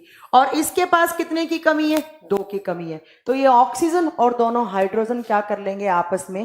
ये दोनों क्या कर लेंगे आपस में? इलेक्ट्रॉन की शेयरिंग कर लेंगे। क्या कर लेंगे ये आपस में? दोनों की इलेक्ट्रॉन की शेयरिंग कर लेंगे। कैसे करेंगे? मुझे पता है जो बच्चा साइंस बैकग्राउंड से नहीं है उसको कुछ प्रॉब्लम आ रही होगी पढ़ने में, पर क्या करें, आप पढ़ना तो पड़ेगा, पढ़ना तो पड़ेगा। एक बच्चा कह रहा है मैम मुझे समझ में नहीं आ रहा है, तो अगर आपको समझ में नहीं आ रहा है तो मुझे पता है कि आप साइंस बैकग्राउंड से नहीं होंगे। देखिए कैसे लिखा जाएगा। ये आपका हाइड्रोजन, एक हाइड्रोजन, हाइड्रोजन के आउटर सेल में कितना इलेक्ट्रॉन? 1। दूसरा हाइड्रोजन, पानी की बात हो रही है, दूसरे हाइड्रोजन में भी कितने? 2। यहां पर मैंने लिख दिया आपका ऑक्सीजन, ये बना दिया मैंने आपका ऑक्सीजन। ऑक्सीजन में कितने हैं मैम आउटर सेल में? अभी मैंने बताया ऑक्सीजन के आउटर सेल में कितने होते हैं, ऐसे आपको बनाने हैं 6 इलेक्ट्रॉन, 3, 4, 5 और 6 इलेक्ट्रॉन, 6 इलेक्ट्रॉन। हो गया? हो गया। देखो अभी मैंने बताया कि इसके आउटर सेल में अगर 8 इलेक्ट्रॉन करने हैं तो इसके पास कितने हैं? 2। इसके पास कितने इलेक्ट्रॉन की कमी है? आप क्या बताओगे? 6 की कमी। इसके पास कितनों की कमी है? आप बताओगे मैम 8 करने के लिए कितनों की कमी हो गई? 2 की कमी हो गई। इसके पास 2 की कमी है और इसके पास क्या हो गई? 6 की कमी है। तो अब ये दोनों क्या करेंगे? इलेक्ट्रॉन का क्या कर लेंगे? साझा कर लेंगे। कैसे? मैंने आपका लिखा ये ऑक्सीजन। मैम 2p4 क्या है? अरविंद कुमार जहांगीर, अगर आपको अभी 2p4 नहीं समझ में आ रहा है थोड़ा रुक जाइए, आगे जब मैं आपको 2D डायमेंशनल करवाऊंगी, एसपीडीएफ के बारे में बताऊंगी तब आप समझ में आएगा। अभी आप इतना याद रखिए कि पानी के जो हाइड्रोजन और ऑक्सीजन होता है उसके बीच में कोवलेंट बॉन्ड बनता है। कैसे बनता है? तो 2 हाइड्रोजन के पास 2 इलेक्ट्रॉन है, उनके पास क्या है? उनके पास 6 की कमी है, और यहां पर 6 है तो उनके पास 2 की कमी है। तो अब कैसे लिखा जाएगा? मान लीजिए एक ऑक्सीजन है, इस ऑक्सीजन के आप इलेक्ट्रॉन फिल कर दीजिए। सेल में पेयरिंग करना कंफ्यूज हो रहा है, कैसे पेयरिंग, कैसे कंफ्यूजन हो रही है आपको? तो आप क्या करेंगे? इस ऑक्सीजन के 2 इलेक्ट्रॉन मैंने यहां लिख दिए, 2 इलेक्ट्रॉन मैंने यहां लिख दिए, 2 इलेक्ट्रॉन, 1 इलेक्ट्रॉन मैंने इसका यहां लिख दिया, 1 इलेक्ट्रॉन मैंने यहां लिख दिया। ऑक्सीजन में 6 थे, ये 2 मैंने यहां लिखे, ये 2 मैंने यहां लिखे। ओहो ये क्या हो गया? देखिए वापस लिखती हूं मैं, ये आपका ऑक्सीजन, ऑक्सीजन में 2 इलेक्ट्रॉन यहां वाले, ये आगे 2 इलेक्ट्रॉन, थोड़ा बड़ा बना दो, ये आपके 2 इलेक्ट्रॉन, ऊपर वाले 2 इलेक्ट्रॉन ये आगे, ये आपकी साइड वाला 1 इलेक्ट्रॉन यहाँ, 1 इलेक्ट्रॉन यहाँ। अब यहाँ के दोनों हाइड्रोजन चल के कहाँ जाएंगे? यहाँ पर। तो ऐसे आपका हाइड्रोजन। तो देखिए हाइड्रोजन के पास भी कितने हो गए यहाँ पर? 8, और ऑक्सीजन के पास भी कितने हो गए? 8। तो ऐसे बीच आपस में इलेक्ट्रॉन की शेयरिंग से बनने वाला बॉन्ड, इसने शेयरिंग की, इस हाइड्रोजन का भी ऑक्टेट क्या हो गया? कंप्लीट। और आपका ऑक्सीजन है उसका भी क्या हो गया? कंप्लीट। तो हाइड्रोजन और ऑक्सीजन के बीच में शेयरिंग हुई तो कौन सा बॉन्ड बना? शेयरिंग से कोवैलेंट बॉन्ड बना। यही आपको याद रखना है कि पानी में जो हाइड्रोजन और ऑक्सीजन होता है उसके बीच में कोवैलेंट बॉन्ड बनता है, सहसंयोजक बंध बनता है, सहसंयोजक बंध बनता है। ठीक है?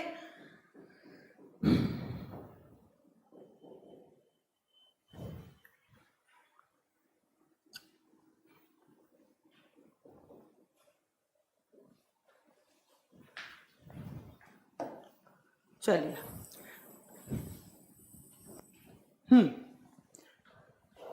मैम हाइड्रोजन बॉन्ड कहाँ बनता है?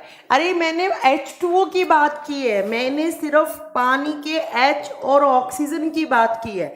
जब मैं H और ऑक्सीजन के बीच में बात कर रही हूं तो यहाँ पर कोवेलेंट बॉन्ड बनेगा। मैंने ये नहीं बोला है कि दो H2O के बीच में कौन सा बॉन्ड बनता है, बट दो पानी के मॉलिक्यूल के बीच में हमेशा H बॉन्ड बनता है। आप सही बोल रहे हैं, ठीक है, आपको कंफ्यूज नहीं होना है। राकेश कुमार, आपको कंफ्यूज नहीं होना है। मैंने आपको बोला है कि H और ऑक्सीजन के बीच में कौन सा बन रहा है? Covalent bond. बस दो H2O दो पानी के मॉलिक्यूल के बीच में कौन सा बनता है? हमेशा हाइड्रोजन बॉन्ड बनता है। दोनों अलग अलग बातें हैं। Hydrogen bond H2O plus H2O के बीच में बनता है, बट H और O के बीच में कौन सा बनता है? कोवेलेंट बॉन्ड बनता है। H2O तो ऐसे बनेगा, देखिए, आपको कंफ्यूज नहीं होना है। HOH, फिर डॉट डॉट से दिखाओगे O, ऊपर वापिस इससे एक H जोड़ो, एक इधर से H जोड़ो, फिर वापिस आपका H जुड़ेगा, ऊपर O जुड़ेगा, इधर H जुड़ेगा। तो ये जो बन रहा है पानी के और इसके बीच में, ये आपका हाइड्रोजन बॉन्ड होगा। ये आपका हाइड्रोजन बॉन्ड है। दो H2O के बीच में हमेशा हाइड्रोजन बॉन्ड, बट H और ऑक्सीजन के बीच में हमेशा कोवेलेंट बॉन्ड। कोवेलेंट बॉन्ड, ठीक है ना, दोनों अलग अलग हैं, दोनों अलग अलग चीजें हैं।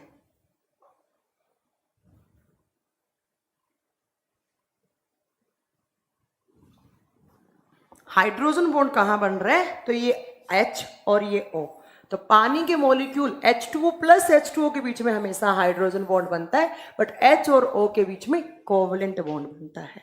ठीक है कमल सा, अब क्लियर हो गया? ठीक है, चलो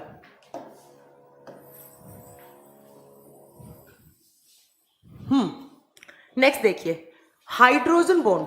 एक एग्जाम में क्वेश्चन आता है कि हाइड्रोजन बॉन्ड, जैसे आपके पास चार ऑप्शन दिए, आपको ऑप्शन दिए NH3 PH3, या आपको ऑप्शन दिए C2H5OH, या आपको दिया CH3 C double bond OCH3। आपसे पूछा कि इन चारों में से किस में हाइड्रोजन बॉन्ड नहीं है? इन चारों में से किस में हाइड्रोजन बॉन्ड नहीं है? हाँ अभी बताएंगे, वाटर का बॉइलिंग पॉइंट अभी बताएंगे, रुक जाइए। याद रखना है, मैं एक बार फिर रिपीट कर देती हूँ।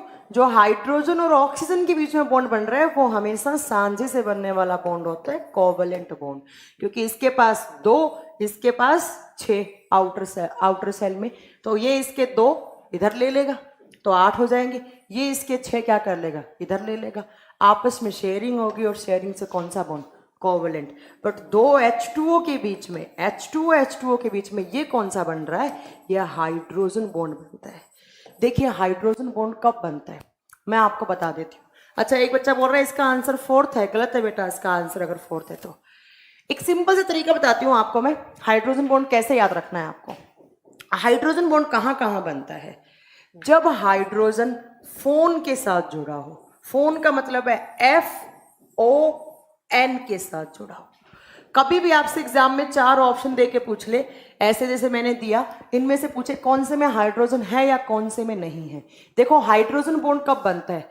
जब हाइड्रोजन किस किस के साथ जुड़ा हो, या तो फ्लोरीन के साथ जुड़ा हो, या ऑक्सीजन के साथ जुड़ा हो, या नाइट्रोजन के साथ जुड़ा हो। ये ट्रिक हमेशा काम आएगी आपको, हमेशा कहीं भी जब आप हाइड्रोजन बॉन्ड ढूंढना चाहोगे तो हमेशा ये ट्रिक काम आएगी आपको। जब हाइड्रोजन फ्लोरीन के साथ जुड़ा है तो वहां पर हाइड्रोजन बॉन्ड होगा, जब हाइड्रोजन ऑक्सीजन के साथ जुड़ा है तो वहां पे हाइड्रोजन बॉन्ड होगा, और जब हाइड्रोजन नाइट्रोजन के साथ जुड़ा है तब भी क्या होगा? वहां पर हाइड्रोजन बॉन्ड होगा।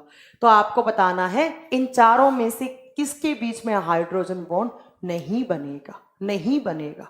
ठीक है, देखिए यहां पर पहला एग्जांपल लीजिए, हाइड्रोजन है, ये किसके साथ जुड़ा है? नाइट्रोजन। जब हाइड्रोजन नाइट्रोजन के साथ जुड़ता है तो वहां पर क्या होता है? हाइड्रोजन बॉन्ड होता है, तो इसमें तो हाइड्रोजन बॉन्ड है। दूसरा देखिए, हाइड्रोजन या तो फ्लोरीन या ऑक्सीजन या नाइट्रोजन, यहां पर हाइड्रोजन P के साथ जुड़ा है, तो मैम यहां पर P आ गया, इसका मतलब यहां पर हाइड्रोजन बॉन्ड नहीं होगा। ठीक है, तीसरा, यहां पर हाइड्रोजन किस किस के साथ? ऑक्सीजन नाइट्रोजन फ्लोरीन, हाइड्रोजन किसके साथ आ गया? ऑक्सीजन के साथ, तो यहां पर होता है हाइड्रोजन बॉन्ड। ठीक है, नेक्स्ट देखिए, हाइड्रोजन किसके साथ? हाइड्रोजन ऑक्सीजन के साथ होना चाहिए, हाइड्रोजन किसके साथ, ऑक्सीजन के साथ, तो यहां पर भी क्या होगा, हाइड्रोजन बॉन्ड होगा। तो किसी बच्चे ने मुझसे पूछा था, तो याद रखिएगा कोवेलेंट बॉन्ड आपस में शेयरिंग, इलेक्ट्रॉन की शेयरिंग से बनता है, बट हाइड्रोजन बॉन्ड कब बनता है, मोस्ट इलेक्ट्रो पॉजिटिव, ये पॉजिटिव है, और ये क्या होता है आपका फ्लोरीन मोस्ट इलेक्ट्रो नेगेटिव है ना। तो हाइड्रोजन जब फ्लोरीन ऑक्सीजन नाइट्रोजन के साथ जुड़ता है तो हमेशा हाइड्रोजन बॉन्ड बनाता है। यस, पीएच3 का नाम क्या होता है, तो बेटा पीएच3 को बोलते हैं फोस्फीन। अभी मैं आपको एक एक करके सारों का नाम लिखवाऊंगी, एक होता है फोस्जीन, एक होता है फोस्फीन, अभी सारे मैं आपको पढ़ाऊंगी। फोस्फीन, ये फोस्फीन होता है, PHIN नहीं लगता है बेटा, आपने गलत लिखा है, PHEN लिखा है। और एक होता है फोस्जीन, CaOCl2, ये दोनों भाई होते हैं, फोस्फीन फोस्जीन, ठीक है। तो आपको हमेशा याद रखना है कि हाइड्रोजन जब इन तीनों के साथ जुड़ता है तो ही हाइड्रोजन बॉन्ड बनाता है। अब ये जो आपको मैंने लिखे हैं इनके नाम लिखो, इनके जिनको नाम नहीं पता है वो सब लिख लीजिए, और इनके यूज से भी कभी कभी क्वेश्चंस आ जाते हैं। देखिए सबसे पहला मैंने लिखा था NH3, और NH3 को हम क्या बोलते हैं, अमोनिया। और अमोनिया में अगर आपसे पूछ लिया जाए हाइड्रोजन बॉन्ड होता है या नहीं होता, आप क्या बताओगे, अमोनिया में हाइड्रोजन बॉन्ड होता है। क्यों होता है, क्योंकि हाइड्रोजन किसके साथ है, नाइट्रोजन के साथ। दूसरा आपसे पूछा जाता है, एक बड़ा ही अमोनिया से फेमस क्वेश्चन है, ठीक है, एक बड़ा ही अमोनिया से फेमस क्वेश्चन है कि जो फ्रेश यूरिन होती है उसमें जो स्मेल आती है, आपने देखा होगा पब्लिक टॉयलेट में बहुत गंदी सी स्मेल आती रहती है, जैसे लोग दीवार वीवार पे वॉशरूम वगैरह कर देते हैं तो वहां पर यूरिन में से स्मेल आती रहती है। तो वो किसकी वजह से आती है, फ्रेश यूरिन के अंदर जो स्मेल होती है वो किसकी वजह से होती है, अमोनिया की वजह से। तो आपको बताना है कि जो फ्रेश यूरिन होता है उसमें जो स्मेल आती है, पब्लिक टॉयलेट से जो स्मेल आती रहती है वो किसकी वजह से आती है, वो अमोनिया की वजह से आती है। Fresh urine smell is due to presence of ammonia, ठीक है। Fresh urine smell of due to presence of ammonia, ठीक है। तो एक क्वेश्चन तो ये आ गया अमोनिया से। अमोनिया यहाँ पर क्यों पढ़ा रही हूँ, क्योंकि अमोनिया के बीच में क्या होता है, हाइड्रोजन बॉन्ड, और जो फ्रेश यूरिन होती है उसके अंदर भी स्मेल किसकी वजह से होती है, अमोनिया की वजह से होती है। एक क्वेश्चन और, अमोनिया कहाँ काम आती है, आप बताओगे, अमोनिया क्या बनाने में, यूरिया बनाने में काम आती है। अमोनिया क्या बनाने में, यूरिया बनाने में काम आती है। यूरिया बनाने में किसका काम लेते हैं, अमोनिया। और एक क्वेश्चन आता है कि यूरिया में कितना % अमोनिया होता है, यूरिया में कितना % अमोनिया होता है, आप बताओगे, यूरिया में 46% क्या होता है, अमोनिया होता है। यूरिया में कितने % अमोनिया, 46% अमोनिया। तो सबसे पहला आपका अमोनिया। अमोनिया से कंपटीशन एग्जाम में ये दोनों क्वेश्चन बहुत ज़्यादा पूछे जाते हैं कि जो यूरिया होता है उस यूरिया में अमोनिया का कितना %, 46। फ्रेश यूरिन में जो स्मेल होती है वो किसकी वजह से होती है, तो वो भी आप क्या बताएंगे कि जो मूत्र होता है उसके अंदर किसकी स्मेल होती है, आप बताएंगे अमोनिया की। नेक्स्ट एक पॉइंट और याद रखना है आपको कि जो लिक्विड अमोनिया होता है, लिक्विड अमोनिया होता है उसको यूज में लिया जाता है as a, liquid ammonia is used as a refrigerant,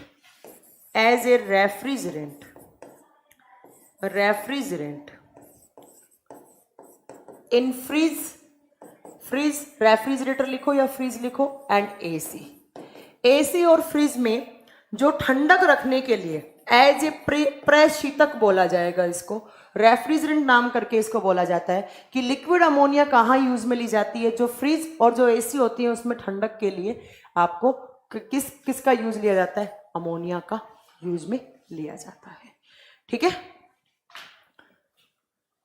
हाँ फॉर्मूला ही तो है इसका NH3, यूरिया का फॉर्मूला बेटा NH2CO NH2 होता है, वो अलग होता है, अभी पढ़ाएंगे, अब यूरिया में पढ़ाएंगे, ठीक है।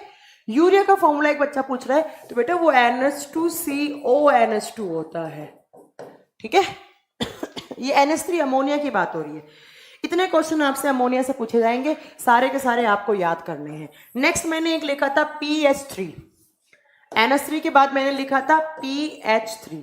देखो इस PH3 को क्या कहा जाता है, इसको कहा जाता है फोस्फीन, इसको कहा जाता है फोस्फीन, इसका नाम क्या होता है? फोस्फीन।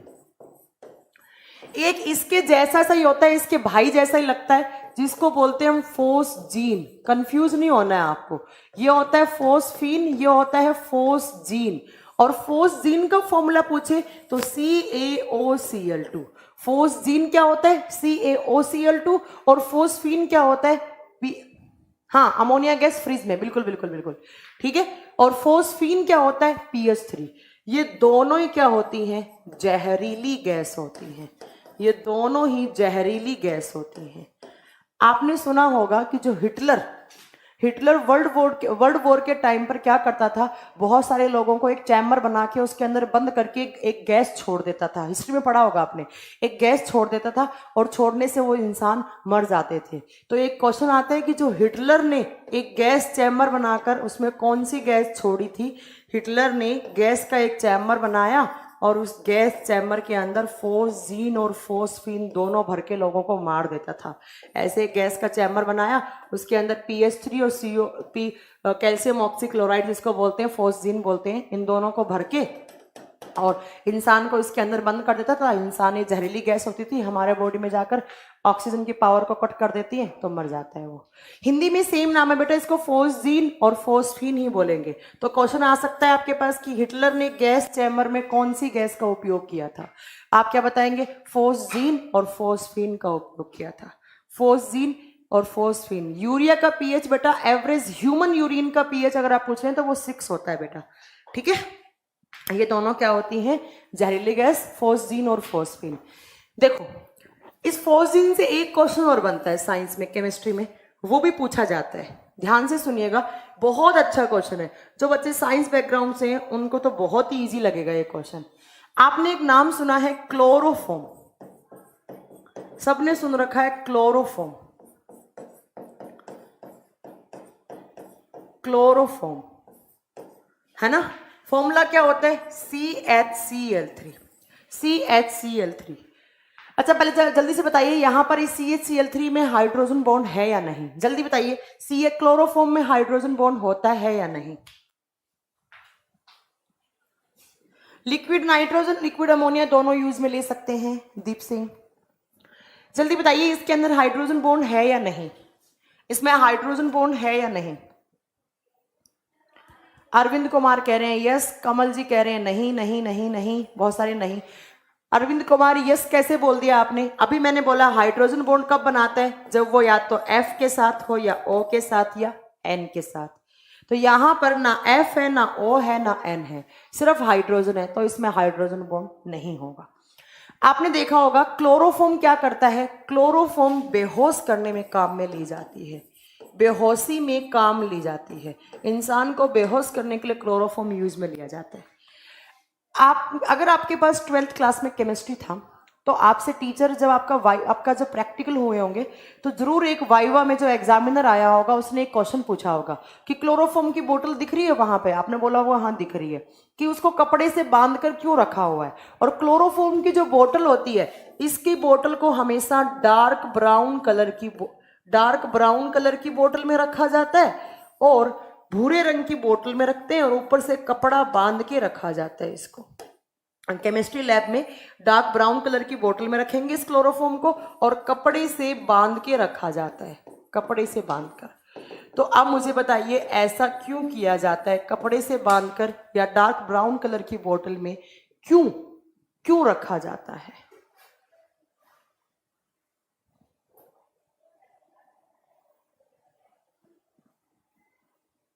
जल्दी बताइए क्यों रखा जाता है? जो क्लोरोफॉर्म होती है उसको डार्क ब्राउन कलर की बोतल में, हल्की भूरे मतलब गाढ़े भूरे रंग की बोतल में और ऊपर से इसको कपड़े से कवर करके बांधा जाता था। क्यों? हाँ, इसको ट्राइक्लोरोमीथेन कहते हैं, बिल्कुल सही बोला आपने। वो इसका आयुपिक नेम होता है। लाइट से छुपाकर क्या हो जाता है? देखो, जो आपकी क्लोरोफॉर्म है उसको हमने भूरे रंग की बोतल में और कपड़े से बांधकर रखा। क्यों रखा? क्योंकि अगर आपने क्लोरोफॉर्म को CHCl3 अगर आपने इसको कपड़े से बांधकर नहीं रखा तो ये ऑक्सीजन की प्रेजेंस में आ जाएगा, ये ऑक्सीजन की प्रेजेंस में आ जाएगा। और प्लस डार्क ब्राउन कलर की बोतल में नहीं रखा तो इसको क्या मिल जाएगा, सनलाइट मिल जाएगा। और जब क्लोरोफॉर्म को सनलाइट और ऑक्सीजन मिल जाता है तो ये क्लोरोफॉर्म क्या करती है, COCl2। अभी मैंने आपको बताया CaOCl2 ये बना देती है CaOCl2 बना देती है। और यही क्या होता है, तो ये CaOCl2 क्या होता है आपका, COCl2 क्या होता है आपका, फोस्जीन होता है। और फोस्जीन क्या होती है, एक टॉक्सिक गैस होती है, एक टॉक्सिक गैस होती है। COCl2 क्या होती है, एक टॉक्सिक गैस होती है। हाँ ठीक है, तो आपको याद रखना है कि अगर मैम हमने क्लोरोफॉर्म को ऑक्सीजन दे दिया और सनलाइट दे दिया तो वो COCl2 बोले तो फोस्जीन गैस बना देती है। और फोस्जीन एक टॉक्सिक गैस होती है, एक जहरीली गैस होती है। इसीलिए क्या किया जाता है, क्लोरोफॉर्म को डार्क ब्राउन कलर की बोतल में और कपड़े से बांधकर रखा जाता है। आपने बहुत बार सुना होगा जो क्लोरोफॉर्म है वो बेहोश करने के काम में आती है। जो लोग किडनैप करते हैं या जो लोग चोरी करते हैं तो वो लोग क्या करते हैं, कपड़े पे क्लोरोफॉर्म को डालकर और सामने वाले इंसान को सूंघा देते हैं और इंसान क्या होता है, उससे कभी कभी मर भी जाता है। हालांकि वो इंटेंशनली नहीं करते, वो सिर्फ बेहोश करने के लिए करते हैं। अगर आप दिन में किसी इंसान को क्लोरोफॉर्म सूंघा रहे हो तो वो बेहोश नहीं होगा, वो मर जाएगा। क्यों, क्योंकि आपने कपड़े के ऊपर क्या डाला, क्लोरोफॉर्म डाला। क्लोरोफॉर्म डालते ही उसको क्या मिल जाएगा, सनलाइट मिल जाएगा। और किसकी प्रेजेंस में आएगा, ऑक्सीजन की। तो अब आप क्या करोगे, अब आप सामने वाले को क्लोरोफॉर्म नहीं सूंघा रहे हो, अब वो बेहोश नहीं होगा, अब क्या होगा, वो मर जाएगा। आपने उसको क्या सूंघा दिया, आपने उसको जाने अनजाने में फोस्जीन सूंघा दिया, तो अब वो इंसान मर जाएगा। तो आपको याद रखना है फोस्फीन क्या होता है, तो फोस्फीन PH3 होता है, जबकि फोस्जीन COCl2 होता है। ये छोटा है, बड़ा लिख लेना, COCl2 होता है। और इन दोनों को हिटलर अपने गैस चैम्बर बनाकर इन दोनों गैस को यूज में लेकर, ये दोनों टॉक्सिक गैस होती है, और मार देता था। और एक क्लोरोफॉर्म क्या होता है, क्लोरोफॉर्म बेहोश करने में इंसान को बेहोश करने में या थोड़ा मोड़ा मतलब कोई भी सर्जरी वर्जरी करना हो, छोटा मोटा सर्जरी करना हो, तब क्लोरोफॉर्म से बेहोश किया जाता है। बट अगर प्रॉपर पूरी सर्जरी करना हो तो एनेस्थेसिया का इंजेक्शन देना पड़ता है। तो क्लोरोफॉर्म क्या करते हैं, इसको डार्क ब्राउन कलर की बोतल में या कपड़े से बांधकर इसको रखा जाता था। क्यों, क्योंकि ये जब क्लोरोफॉर्म को आप ऑक्सीजन दे दोगे तो यहाँ पर COCl2 प्लस HCl बन जाएगा। जब इसको बैलेंस करोगे तो यहाँ पर हाफ O2 आएगा। तो इसने क्या बना दिया, COCl2, और COCl2 क्या है, फोस्जीन गैस है।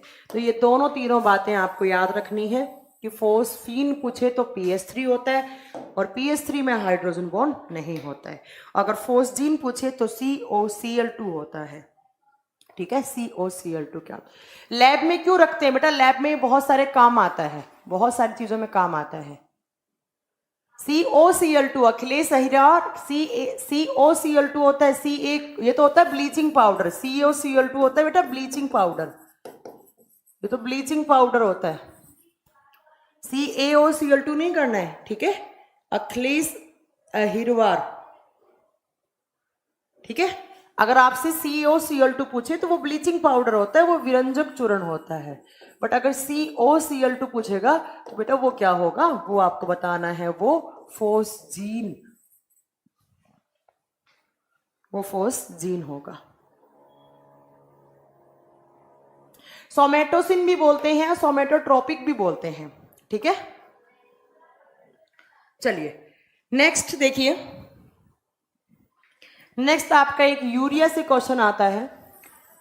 यूरिया का फॉर्मूला क्या होता है, यूरिया का फॉर्मूला होता है मैम NH2CO NH2।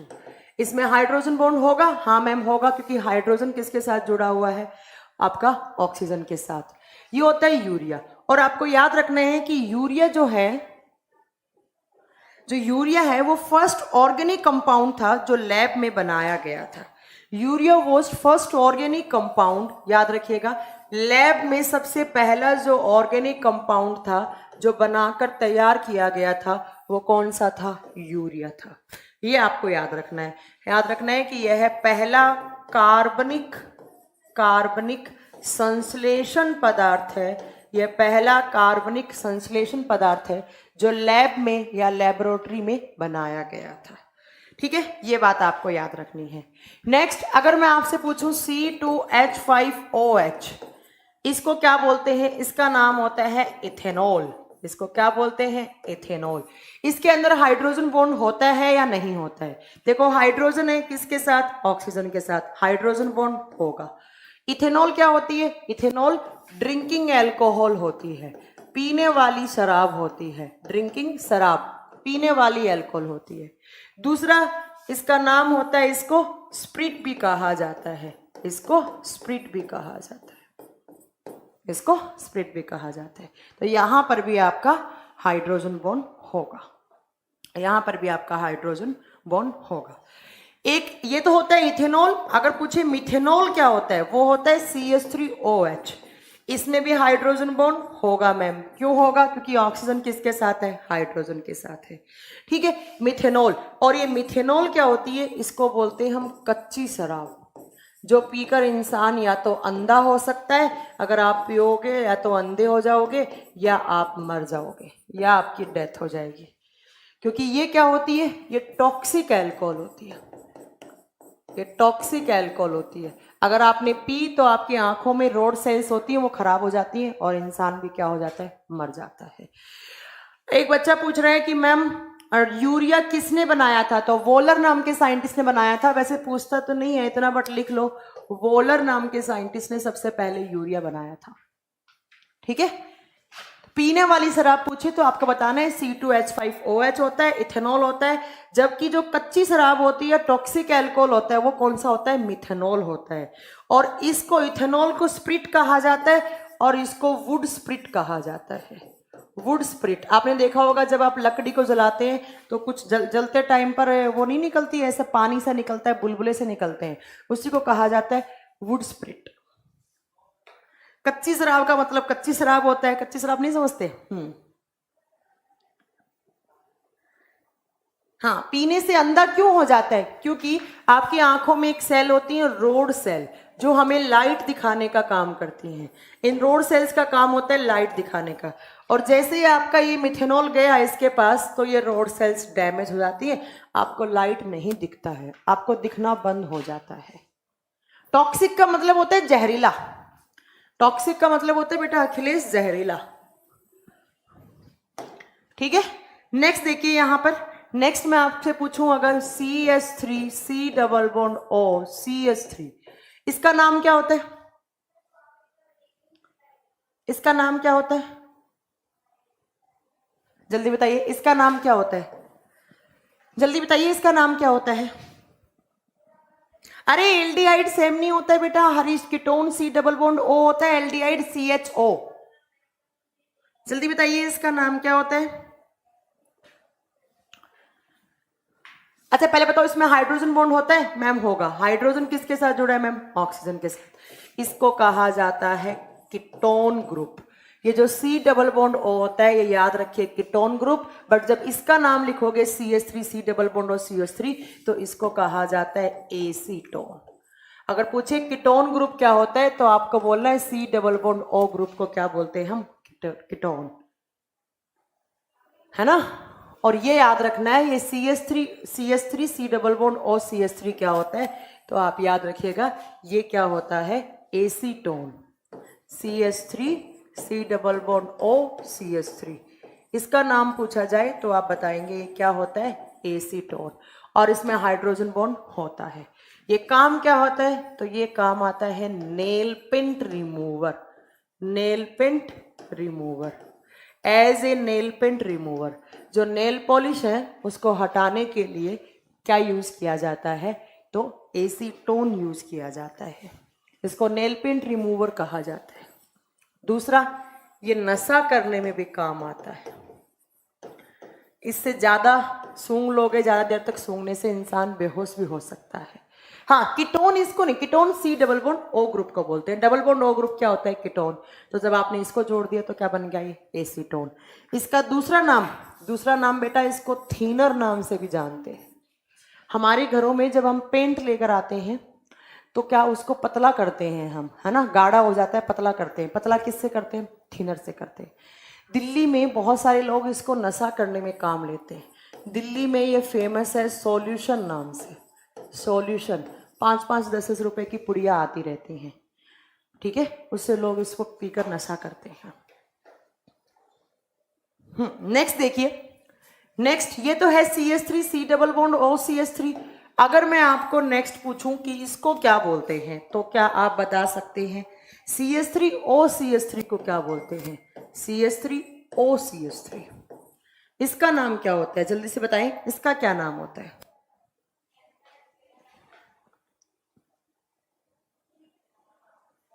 हाँ, कच्ची शराब से न्यूरॉन डैमेज हो जाते हैं, न्यूरॉन डैमेज हो जाते हैं, बिल्कुल। देखिए, इसको बोलते हैं हम इथर। इथर, इसका नाम होता है इथर। जब आप डेंटिस्ट के पास जाते हो, जब आप डेंटिस्ट आपके दांत में एक इंजेक्शन लगाता है, आपके दांत में कीड़ा लगा हुआ, उस कीड़े को रिमूव करने के लिए कुछ देर के आपके एक पार्ट को, इधर के पार्ट को बेहोश करता है, तो जो डॉक्टर एनेस्थीसिया देते हैं उसको कहा जाता है डेंटिस्ट एनेस्थीसिया। तो ये कहाँ काम आता है? ये डेंटिस्ट एनेस्थीसिया में काम आता है। जो दांतों वाले डॉक्टर होते हैं वो किसको यूज में लेते हैं? वो नाइट्रस ऑक्साइड को यूज में लेते हैं। हाँ, RCT जब आप करवाते हैं, रूट कैनाल टीथ में जो भी रूट कैनाल ट्रीटमेंट करवाते हैं, उसमें ये काम आता है। तब देखिए आपको कैसे कैसे एग्जाम में क्वेश्चन मिलेंगे। आपको पूछेगा जब डॉक्टर बेहोश करने के लिए काम में लेता है तो वो कौन से केमिकल को या किसको यूज में लेता है? आप बताएंगे नाइट्रस ऑक्साइड को। आपसे पूछे टांके लगाने में, जैसे टांके नहीं लगता, आपकी सर्जरी होती है, टांके लगे और टांके खुलते हैं, उस टाइम पर आपको जब बेहोश किया जाता है, स्टिचिंग के टाइम पर या प्रॉपर बेहोश करना है तो वो किससे किया जाता है? वो इथर से किया जाता है। वो एनेस्थेसिया इंजेक्शन दिया जाता है और एनेस्थेसिया इंजेक्शन में क्या होता है? इथर का अमाउंट ज्यादा होता है। ऑक्साइड होता है वो क्या होता है में पूछे जाते हैं, आपको याद रखने हैं। नाइट्रस ऑक्साइड होती है लाफिंग गैस। नाइट्रस ऑक्साइड क्या? Laughing gas. बेटा कीटोन, कीटोन एक का फॉर्मूला नहीं होता, कीटोन एक ग्रुप होता है, ग्रुप का नाम होता है। जैसे एल्डिहाइड ग्रुप होता है, कार्बोक्सिलिक ग्रुप होता है, वैसे ग्रुप होता है, ठीक है। तो डबल बॉन्ड O ग्रुप को कीटोन बोलते हैं। तो जब आप इसने इसको CH3 C डबल बॉन्ड और CH3 कर दिया तो इसको क्या बोलते हैं? हम एसीटोन बोलते हैं। दोनों अलग अलग बातें हैं, ठीक है, कंफ्यूज नहीं होना है। आपने पूछा एल्डिहाइड, एल्डिहाइड फॉर्मेल्डिहाइड नहीं पढ़ा आपने, HCHO ग्रुप, CHO ग्रुप, ठीक है। अभिजीत सरकार, ठीक है, समझ में आ गया होगा आपको। चलिए नेक्स्ट देखिए। नेक्स्ट अब आपसे क्वेश्चन पूछता है कि पानी कितने टाइप का होता है। वो तो पानी के नाम थे, ये पानी के हाइड्रोजन बॉन्ड की बात बता दी। देखिए आपने कितनी सारी चीजें पढ़ ली। सबसे पहली चीज हमने पढ़ी कि पानी क्या होता है? न्यूट्रल होता है, उदासीन होता है। क्यों होता है पानी उदासीन? क्योंकि इसका pH वैल्यू कितना होता है? 7। pH वैल्यू को किस फॉर्मूले से निकालते हैं? तो मैम pH पोटेंजा ऑफ हाइड्रोजन। तो इसको कैसे निकाला जाता है? -log H से निकाला जाता है। H का वैल्यू यहाँ पर कितना पुट करना होता है? 10⁻⁻7 मोल पर लीटर। जब यहाँ रखेंगे तो यहाँ पर एंड में क्या आएगा? लोग आपका 10 हो जाएगा और एक वैल्यू होकर कितना आ जाएगा? 7। जब 7 pH है तो पानी क्या हो गया? न्यूट्रल। नेक्स्ट, ये पानी न्यूट्रल होता है, ये बात किसने बोली थी? तो मैम ये आर्हेनियस नाम के साइंटिस्ट ने बोली थी, ठीक है। मैं एक बार रिपीट करती हूँ कि मैंने आपको क्या क्या पढ़ाया। आर्हेनियस जी ने बोला। दूसरा, उसके बाद कौन से साइंटिस्ट थे? ब्रॉन्स्टेड। और ब्रॉन्स्टेड ने क्या बोला था? ब्रॉन्स्टेड ने बोला था कि पानी एम्फोटेरिक होता है।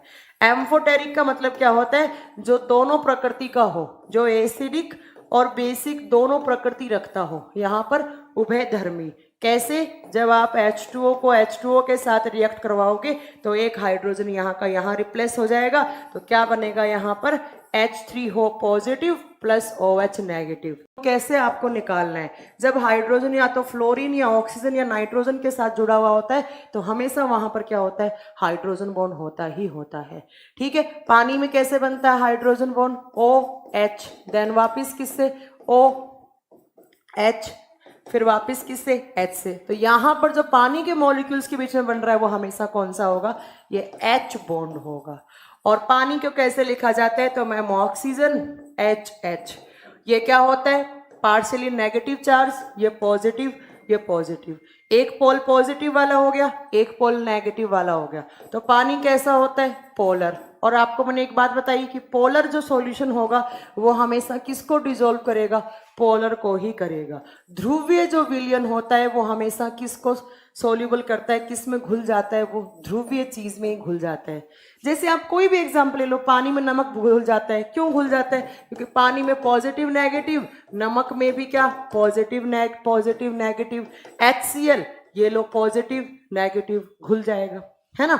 और इन दोनों के बीच में जो यहाँ पर एंगल बनता है वो कितना बनता है? 104.5, यहाँ पर 104.5 का बनता है। ये 2 इलेक्ट्रॉन, इस बॉन्ड का मतलब क्या? 2 इलेक्ट्रॉन, ये 2 इलेक्ट्रॉन, और आपका यहाँ पर 2 इलेक्ट्रॉन, यहाँ पे 2 इलेक्ट्रॉन, है ना। और ये आपके फालतू पड़े इलेक्ट्रॉन होते हैं। फालतू पड़े इलेक्ट्रॉन को बोलते हैं हम लोन पेयर। लोन पेयर, ये सब आगे की बातें, खैर छोड़ दो, ये मैंने आपको जानबूझ के यहाँ पढ़ाया नहीं, क्योंकि लोन पेयर वगैरह ये आपको समझ में नहीं आएगा, है ना। इतनी चीजें आपने पढ़ ली। उसके बाद मैंने बोला कि पानी एक तो एंगुलर है, दूसरा पानी क्या है? पोलर। दोनों प्रॉपर्टी होने की वजह से पानी क्या बन गया? तो पानी इज ए यूनिवर्सल सॉल्वेंट। और यूनिवर्सल सॉल्वेंट का मतलब क्या होता है मैम? पानी एक सर्वविलायक है। पानी क्या है? एक सर्वविलायक है, सब कुछ घोल देने वाला होता है, ठीक है। उसके बाद मैंने बताया 3-4 एग्जाम्पल दिए कि PH3 क्या होता है, इसको बोलना है फोस्फीन। COCl2 क्या होता है? फोस्जीन होता है। CH3C डबल बॉन्ड और CH3 क्या होता है? नेल पेंट रिमूवर होता है। CH3O क्या होता है? ईथर होता है, ये एनेस्थेसिया के इंजेक्शन में होता है। NH3 क्या होता है? अमोनिया होता है। और फ्रेश यूरिन में जो स्मेल होती है वो किसकी वजह से होती है? अमोनिया में। NH2CO क्या होता है मैम? ये तो यूरिया है, और यूरिया फर्स्ट ऑर्गेनिक कंपाउंड है जो लैब में बनाया गया, है ना। हाँ, PPM बताऊंगी, सोनू कुमार रुक जाइए, सब बताऊंगी मैं, PPM बताऊंगी, वाटर PPM बताऊंगी, रुक जाइए, ठीक है। तो ये आपको कुछ पॉइंट्स याद रखने थे। C2H5OH क्या होता है मैम? इसको तो पीने वाली शराब बोलते हैं। और CH3OH क्या होता है? ये अंधा करने वाली या टॉक्सिक शराब होती है। ये सब आपको कुछ बातें याद रखनी है, ठीक है। पानी के नाम कितने होते हैं? तो मैम पानी के 2 नाम होते हैं। कैसे? तो मैम आपने बताया था, ऑक्सीजन पे कैसा? O2 नेगेटिव होता है, हाइड्रोजन पे कैसा? पॉजिटिव। जब क्रॉस मेथड करेंगे तो ये 2 नेगेटिव कहाँ जाएगा? इसके पैरों में। यहाँ कहाँ चला जाएगा? इसके पैरों में। यहाँ क्या लिखा जाएगा? 2 नेगेटिव। यहाँ क्या लिखा जाएगा? 1 पॉजिटिव। इसको क्या बोलेंगे? ऑक्साइड। इसको क्या बोलेंगे हम? हाइड्राइड। तो पानी के 2 नाम क्या बोल दिया? ऑक्साइड ऑफ हाइड्रोजन बोल लो या हाइड्राइड ऑफ ऑक्सीजन बोल लो, है ना। ऑक्साइड किसका हो जाएगा? एक बार इसका कर दो, एक बार इसका कर दो, तो इसका जब करेंगे तो हाइड्राइड ऑफ ऑक्सीजन हो जाएगा, और ऑक्साइड ऑफ क्या हो जाएगा? हाइड्रोजन हो जाएगा। तो ये पानी के 2 नाम हो गए। अब बात आती है कि पानी कितने टाइप का होता है। पानी कितने टाइप का? तो लिखिए 3 types of water. 3 types of water. पानी 3 प्रकार का होता है। पानी 3 प्रकार का होता है। कौन कौन सा? सबसे पहला लिखिए 1 नंबर लगा के, सॉफ्ट वाटर। सॉफ्ट वाटर, और हिंदी मीडियम वाले बच्चे इसको लिखेंगे मृदु जल। सॉफ्ट वाटर, मृदु जल। दूसरा आपको लिखना है यहां पर हार्ड वाटर, और हिंदी मीडियम वाले बच्चे लिखेंगे कठोर जल। कठोर जल। 2 नंबर हो गया आपका हार्ड वाटर, और 3 नंबर पे आपको लिखना है हैवी वाटर। हैवी वाटर, और हिंदी में बोलते हैं इसको भारी जल। तो पानी कितने प्रकार का? पानी 3 प्रकार का। कौन कौन सा? सॉफ्ट वाटर, ठीक है, सॉफ्ट वाटर। टीयर गैस, बेटा टीयर गैस आगे बताऊंगी। क्लोरोपिक्रिन होती है, एसिटोक्लोरोफेनॉन होता है। टीयर गैस पे भी बात नहीं करेंगे, वो आगे बताऊंगी, जब कार्बन वाला चैप्टर करवाऊंगी गौरव तब बताऊंगी। एक बार बता देती हूँ मैं, क्लोरोपिक्रिन होता है, अल्फा एसिटोक्लोरोफेन होता है, ये टीयर गैसेस होती है, यहां पे नहीं पढ़नी है आपको, ठीक है। दिमाग में ये क्वेश्चन फिट कर लो, देखो कैसे कैसे क्वेश्चन। पानी कैसा होता है? न्यूट्रल होता है। पानी क्या होता है? एम्फोटेरिक होता है। पानी क्या होता है? एंगुलर होता है। पानी क्या होता है? पोलर होता है। ये चारों क्वेश्चन आपसे एग्जाम में पूछेगा कि पानी, भैया पानी की क्या क्या क्वालिटी होती है, ये आपको बताना पड़ेगा। पानी के जो हाइड्रोजन होते हैं, ऑक्सीजन होता है, ऑक्सीजन पे नेगेटिव होता है, नीचे हाइड्रोजन होता है, तो ये आपस में शेयरिंग से कोवलेंट बॉन्ड बनाते हैं। बट H2O के बीच में हमेशा कोवलेंट बॉन्ड बनता है। ये सारे क्वेश्चन आते हैं, मैं ऐसे नहीं लिखवा रही हूँ, मैं चाहे थ्योरी पढ़ा रही हूँ, पर क्वेश्चन बन के ऐसे ही आएंगे। ठीक है, चलिए। तो एक हो गया सॉफ्ट वाटर, एक हो गया हार्ड वाटर, एक हो गया हैवी वाटर। अब सबसे पहला सॉफ्ट वाटर, जिसको बोलते हैं मृदु जल, या इसको कहा जाता है मीठा पानी। इसको बोला जाता है मीठा पानी, और इसको बोला जाता है खारा पानी। खारा पानी आपने समझते होंगे, राजस्थान वगैरह साइड में ज्यादा होता है। देखो सॉफ्ट वाटर क्या होता है, आप कपड़े धो रहे हो, आप कपड़े धो रहे हो, ये आपका पानी है। कपड़े धोने के लिए आपको क्या चाहिए? या तो साबुन चाहिए या सर्फ चाहिए। आपने इस कपड़े के ऊपर साबुन लगाया, सर्फ लगाया, साबुन सर्फ जैसे ही लगाया तो यहाँ पर बहुत सारे झाग मिलेंगे, आपको फोम मिलेगा, बहुत सारा फोम, या आप लिख सकते हो लेदर मिलेगा। ऐसा पानी जो साबुन या सर्फ के साथ झाग दे, जो झाग फोम करे, तो उसको क्या बोला जाता है? सॉफ्ट वाटर कहा जाता है। ठीक है,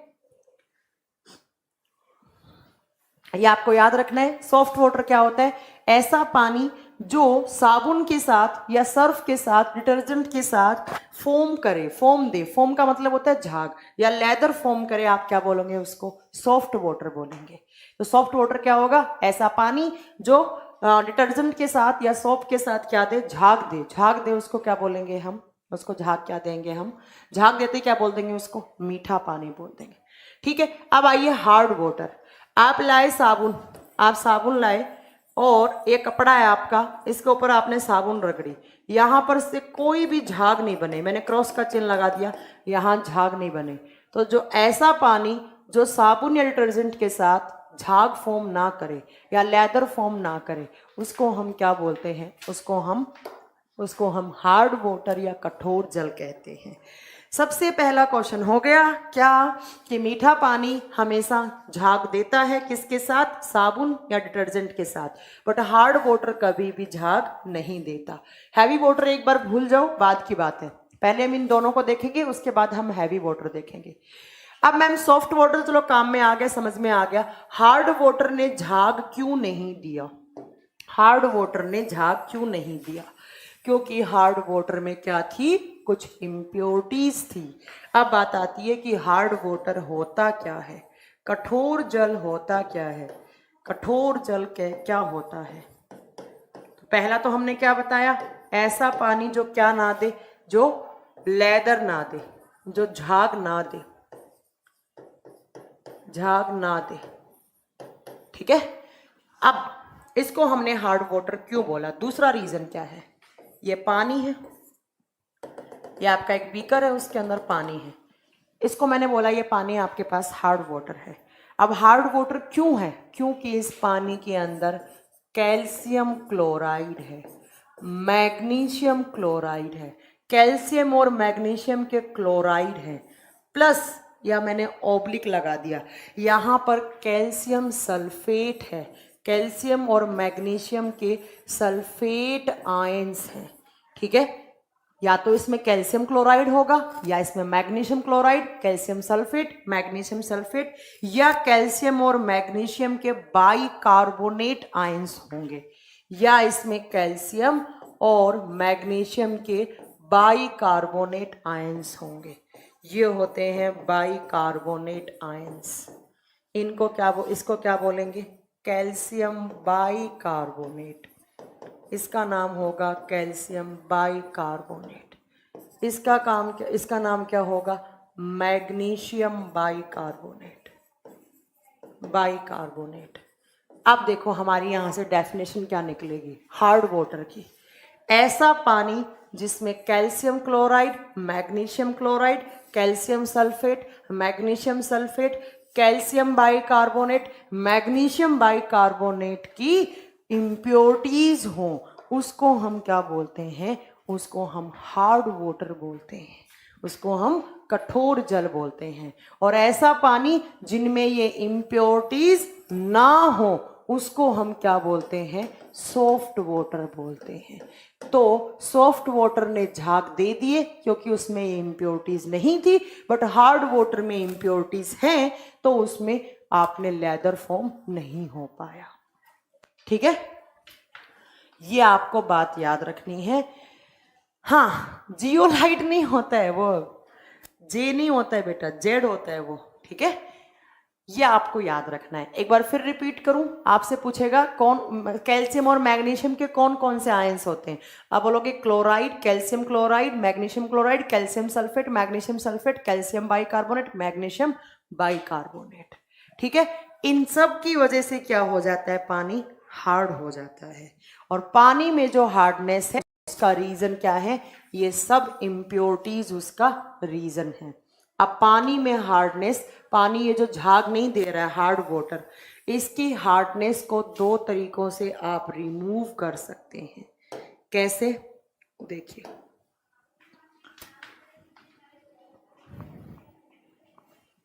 हार्ड वाटर में जो हार्डनेस है वो दो टाइप की होती है। एक होती है टेम्परेरी हार्डनेस, एक होती है टेम्परेरी हार्डनेस। हार्डनेस का मतलब समझ गए, इम्प्योरिटीज। हिंदी में इसको बोलेंगे अस्थायी कठोरता, अस्थायी कठोरता। पहला क्वेश्चन आता है कि पानी में टेम्परेरी हार्डनेस किस वजह से होती है। आप बताओगे कैल्शियम और मैग्नीशियम के, ऐसा पानी जिसके अंदर कैल्शियम और मैग्नीशियम के बाइकार्बोनेट आयंस हो। पहला बात देखिए, यहां पर मैं लिख रही हूं, आपसे पूछेगा हार्ड वाटर क्या होता है, जिसमें कैल्शियम मैग्नीशियम के बाइकार्बोनेट, क्लोराइड और सल्फेट आयंस हो, उसको हम हार्ड वाटर बोलते हैं। और पानी में हार्डनेस जो होती है, जो कठोरता होती है, वो दो तरीके की होती है। जो कठोरता है वो एक तो होगी टेम्परेरी, मतलब कुछ टाइम के लिए है और कुछ नॉर्मल सॉल्यूशन करेंगे तो वो रिमूव हो जाएगी। एक होती है परमानेंट, ये अस्थाई, ये स्थाई। टेम्परेरी हार्डनेस वाला पानी किसको बोलेंगे, ये पानी है, इस पानी के अंदर कैल्शियम और मैग्नीशियम के बाइकार्बोनेट्स हैं, बाइकार्बोनेट HCO3। तो इस पानी को मैं क्या बोलूंगी, इस पानी को मैं टेम्परेरी हार्डनेस वाला पानी बोलूंगी। आपसे सीधा एग्जाम में डायरेक्ट क्वेश्चन आएगा,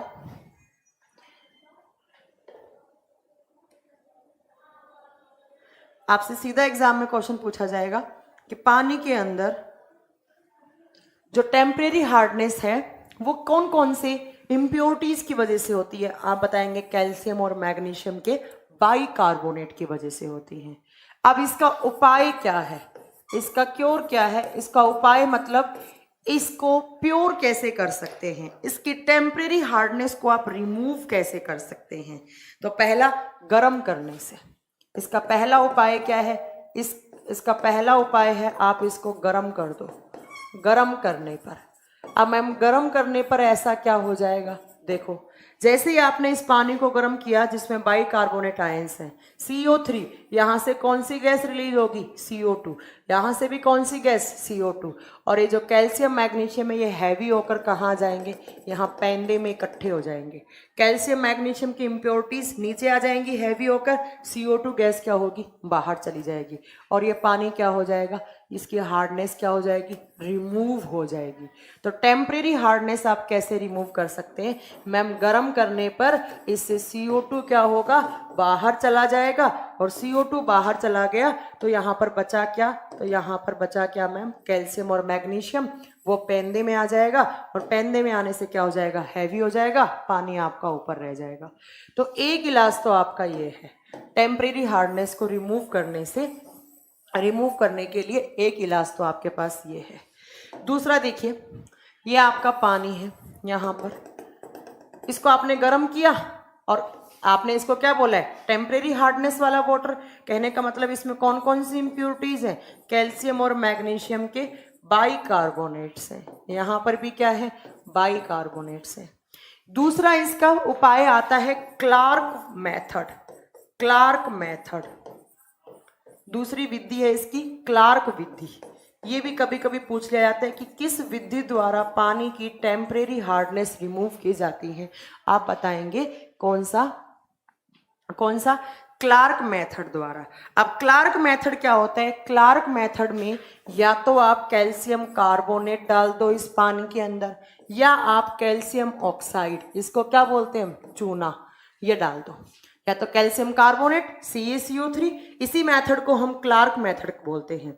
आपसे एग्जाम में पूछेगा टेम्परेरी हार्डनेस रिमूव करने के लिए कौन कौन से रास्ते हैं, आप बताओगे। पहला था गर्म कर दो, CO2 उड़ जाएगा, हो गया। दूसरा क्लार्क मेथड, क्लार्क मेथड में कैल्शियम कार्बोनेट या चूना कैल्शियम ऑक्साइड, इसके अंदर डालोगे, कैल्शियम कार्बोनेट डाला, कैल्शियम ऑक्साइड डाला, ये कैल्शियम जो है ये हैवी हो जाएगा, कैल्शियम और मैग्नीशियम यहाँ आ जाएगा और CO2 उड़ जाएगा। CO2 उड़ेगा, वापिस आपका क्या हो जाएगा, हार्डनेस रिमूव हो जाएगी। तो आपसे सीधा से एग्जाम में क्वेश्चन पूछेगा पानी कितने टाइप का, आप बताओगे पानी 3 टाइप का, पहला सॉफ्ट वाटर, दूसरा हार्ड वाटर, तीसरा आपका हैवी वाटर। उसको छोड़ दो एक बार, हैवी वाटर अगली क्लास में होगा। अब आपसे पूछे सॉफ्ट वाटर क्या होता है? ऐसा पानी जिसमें कैल्शियम मैग्नीशियम के क्लोराइड, सल्फेट या बाइकार्बोनेट आयंस ना हो। उनमें जब आयंस नहीं है इन कैल्शियम और मैग्नीशियम के इतने सारे, तो वो क्या करता है, साबुन या सर्फ के साथ क्या करता है, झाग देता है। तो ऐसा पानी जो साबुन सर्फ के साथ झाग देता है उसको क्या बोलते हैं हम, सॉफ्ट वाटर। दूसरा आता है आपका हार्ड वाटर। हार्ड वाटर का मतलब है ऐसा पानी जिसके अंदर कैल्शियम मैग्नीशियम के क्लोराइड, सल्फेट और बाइकार्बोनेट आयंस हो, उनको हम क्या बोलते हैं, हार्ड वाटर। और हार्ड वाटर में जो हार्डनेस होती है वो 2 टाइप की होती है, एक होती है टेम्परेरी हार्डनेस, एक होती है परमानेंट। एक होती है अस्थाई जिस कुछ टाइम के लिए है, और अस्थाई जो होती है वो किसकी वजह से होती है, वो हमेशा बाइकार्बोनेट आयंस की वजह से होती है। कुछ देर के बाद आप 2 सॉल्यूशन दोगे, उन सॉल्यूशन को पहले को बोलेंगे गर्म करने पर, तो मैम यहाँ से CO2 गैस रिलीज हो जाएगी, ये दोनों हैवी होकर पैंदे में आ जाएंगे, हो जाएगा। दूसरा आपको क्लार्क मेथड, क्लार्क मेथड में कैल्शियम कार्बोनेट या कैल्शियम ऑक्साइड यूज करते हैं, इसके अंदर डालेंगे, कैल्शियम मैग्नीशियम हैवी हो जाएगा, नीचे रह जाएगा और आपका CO2 गैस उड़ जाएगा बनकर। तो ये भी क्या हो गया आपको, इसको क्लार्क मेथड बोलते हैं। तो टेम्परेरी हार्डनेस आप ऐसे रिमूव कर सकते हैं, किसकी, पानी की। नेक्स्ट चले, परमानेंट हार्डनेस। हाँ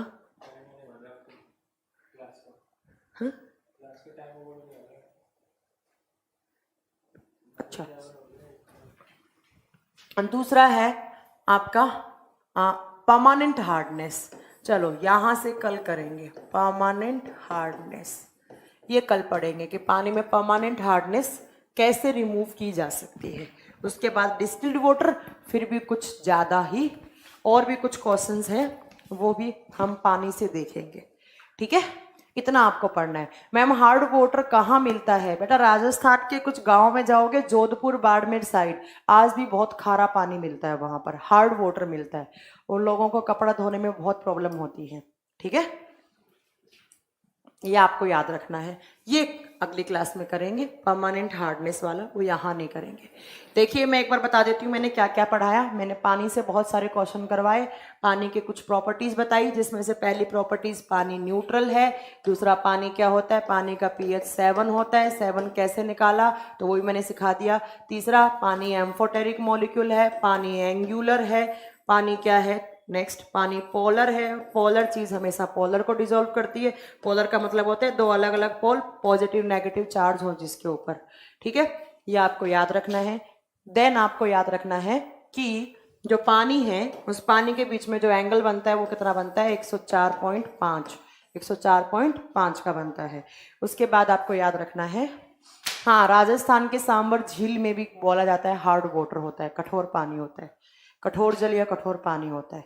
उसके बाद मैंने आपको पढ़ाया कि हाइड्रोजन, पानी के बीच में जो हाइड्रोजन और ऑक्सीजन है, ऑक्सीजन के ऊपर 2 नेगेटिव होते हैं, यहाँ पर पॉजिटिव होता है, 2 हाइड्रोजन जुड़ेंगे, इसके पास 6 की कमी, इसके पास 2 की कमी, तो ये कौन सा बैंड, कोवलेंट बॉन्ड बनाते हैं। और कोवलेंट बॉन्ड कब बनता है, सांझे से या शेयरिंग से बनता है, ठीक है।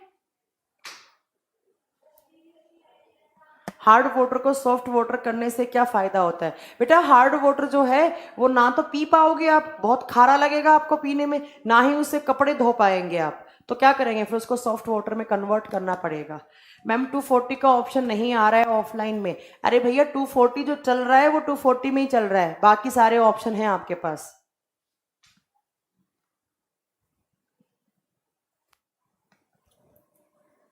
ठीक है, चलिए इतने सारे पानी के अगला टाइप मैं अगली क्लास में बताऊंगी, और कुछ और भी क्वेश्चंस करवाऊंगी जो आपके वाटर से बहुत सारे पूछे जाते हैं। जैसे आपका पूछा जाता है वाटर से कि जो जड़ें होती हैं, प्लांट की जो जड़ें होती हैं, वो पानी को किस मेथड द्वारा एब्जॉर्ब करते हैं। हाँ बिल्कुल, NH2 अभिजीत सरकार, तो NH2 में नाइट्रोजन आ तो गया, नाइट्रोजन NH3 में नाइट्रोजन आ तो गया। मैपिंग पढ़ाया जाएगा ज्योग्राफी में। एम्फीबियंस एंड रेप्टाइल्स के बीच में डिफरेंस क्या होता है दीपक यादव? जो रेप्टाइल्स होते हैं उनका रेस्पिरेटरी ऑर्गन होता है लंग्स, वो लंग्स से सांस लेते हैं, जबकि एम्फीबियंस जो होते हैं वो किससे सांस ले सकते हैं? वो जब पानी में होते हैं तो वो स्किन से सांस लेते हैं, और धरती में होते हैं तो वो लंग्स से सांस लेते हैं। ठीक है, नेक्स्ट, जो रेप्टाइल्स होते हैं उनको रिप्रोडक्शन करने के लिए पानी का रिक्वायरमेंट होता है, जबकि एम्फीबियंस के लिए ऐसा नहीं होता है।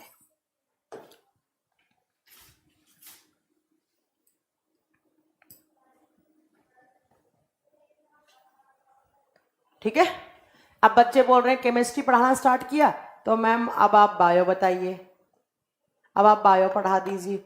ये क्या बात होती है यार, पढ़ा देंगे, सारा मुझे ही पढ़ाना है, पढ़ा दूंगी मैं, इतना क्यों टेंशन ले रहे हैं आप। मैम प्रैक्टिस के लिए कौन सी बुक लें? प्रैक्टिस के लिए आता है एक घटना चक्र, घटना चक्र नाम की बुक आती है, वो ले लीजिए आप। घटना चक्र, घटना चक्र हिंदी इंग्लिश दोनों मीडियम में आती है, अमेजन से ऑर्डर कर सकते हैं आप, वहां से मिल जाएगी आपको। ठीक है, जीनोटाइप बताऊंगी, थोड़ा सा जेनेटिक्स बताऊंगी। जसप्रीत रुक जाइए, जब मैं थोड़ा सा आपको जेनेटिक्स करवाऊंगी तो वहां पर करवाऊंगी। हाँ जीनोटाइप जसप्रीत अभी आपको समझ में नहीं आएगा, क्योंकि ये चैप्टर है आपका जेनेटिक्स का। थोड़ा सा मैं आपको जेनेटिक्स पढ़ाऊंगी, ज्यादा नहीं, बस मेंडल जी ने जो 3 लॉ दिए थे वो बताऊंगी आपको मैं। तो उसमें आपको जीनोटाइप फिनोटाइप दोनों यूज में, अभी नहीं समझ में आ जाएगा आपको, कुछ भी समझ में नहीं आएगा। 2 होते हैं, एक होता है जीनोटाइप, एक होता है फिनोटाइप, ये दोनों पढ़ाऊंगी मैं आपको। ठीक है, एक बार रुक जाइए, अभी नहीं आएगा आपको समझ में। मैम सिलेबस कब तक खत्म होगा? जब तक टीचर का मूड होगा पढ़ाने का। जिस दिन नहीं होगा, आप लोगों से थक जाएगा, उस दिन बोल देगा सिलेबस खत्म।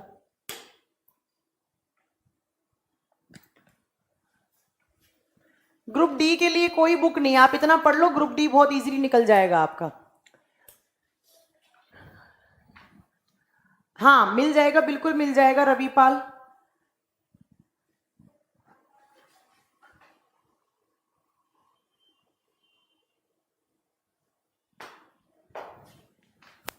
ठीक है, इथेनॉल फर्मेंटेशन प्रोसेस से बनाया जाता है। एक फर्मेंटेशन प्रोसेस होता है किण्वन प्रोसेस, जिसमें एनारोबिक रेस्पिरेशन होता है। ऑक्सीजन की एब्सेंस में फर्मेंटेशन प्रोसेस करके इथेनॉल बनाया जाता है। Surendra Singh thank you very much. UPSI के लिए बैच आएगा बिल्कुल। मैम रिकॉर्डेड क्लास में बुलेट का वीडियो का 4th क्लास मिसिंग है। अरे 4th क्लास मिसिंग नहीं है, 4th क्लास चला ही नहीं था, 4th क्लास चला ही नहीं था यहाँ पर साइंस स्पेशल के बैच में। मनीष कुमार मुझे बहुत अच्छे से पता है बायोलॉजी में कौन कौन से चैप्टर बचे हैं। ठीक है,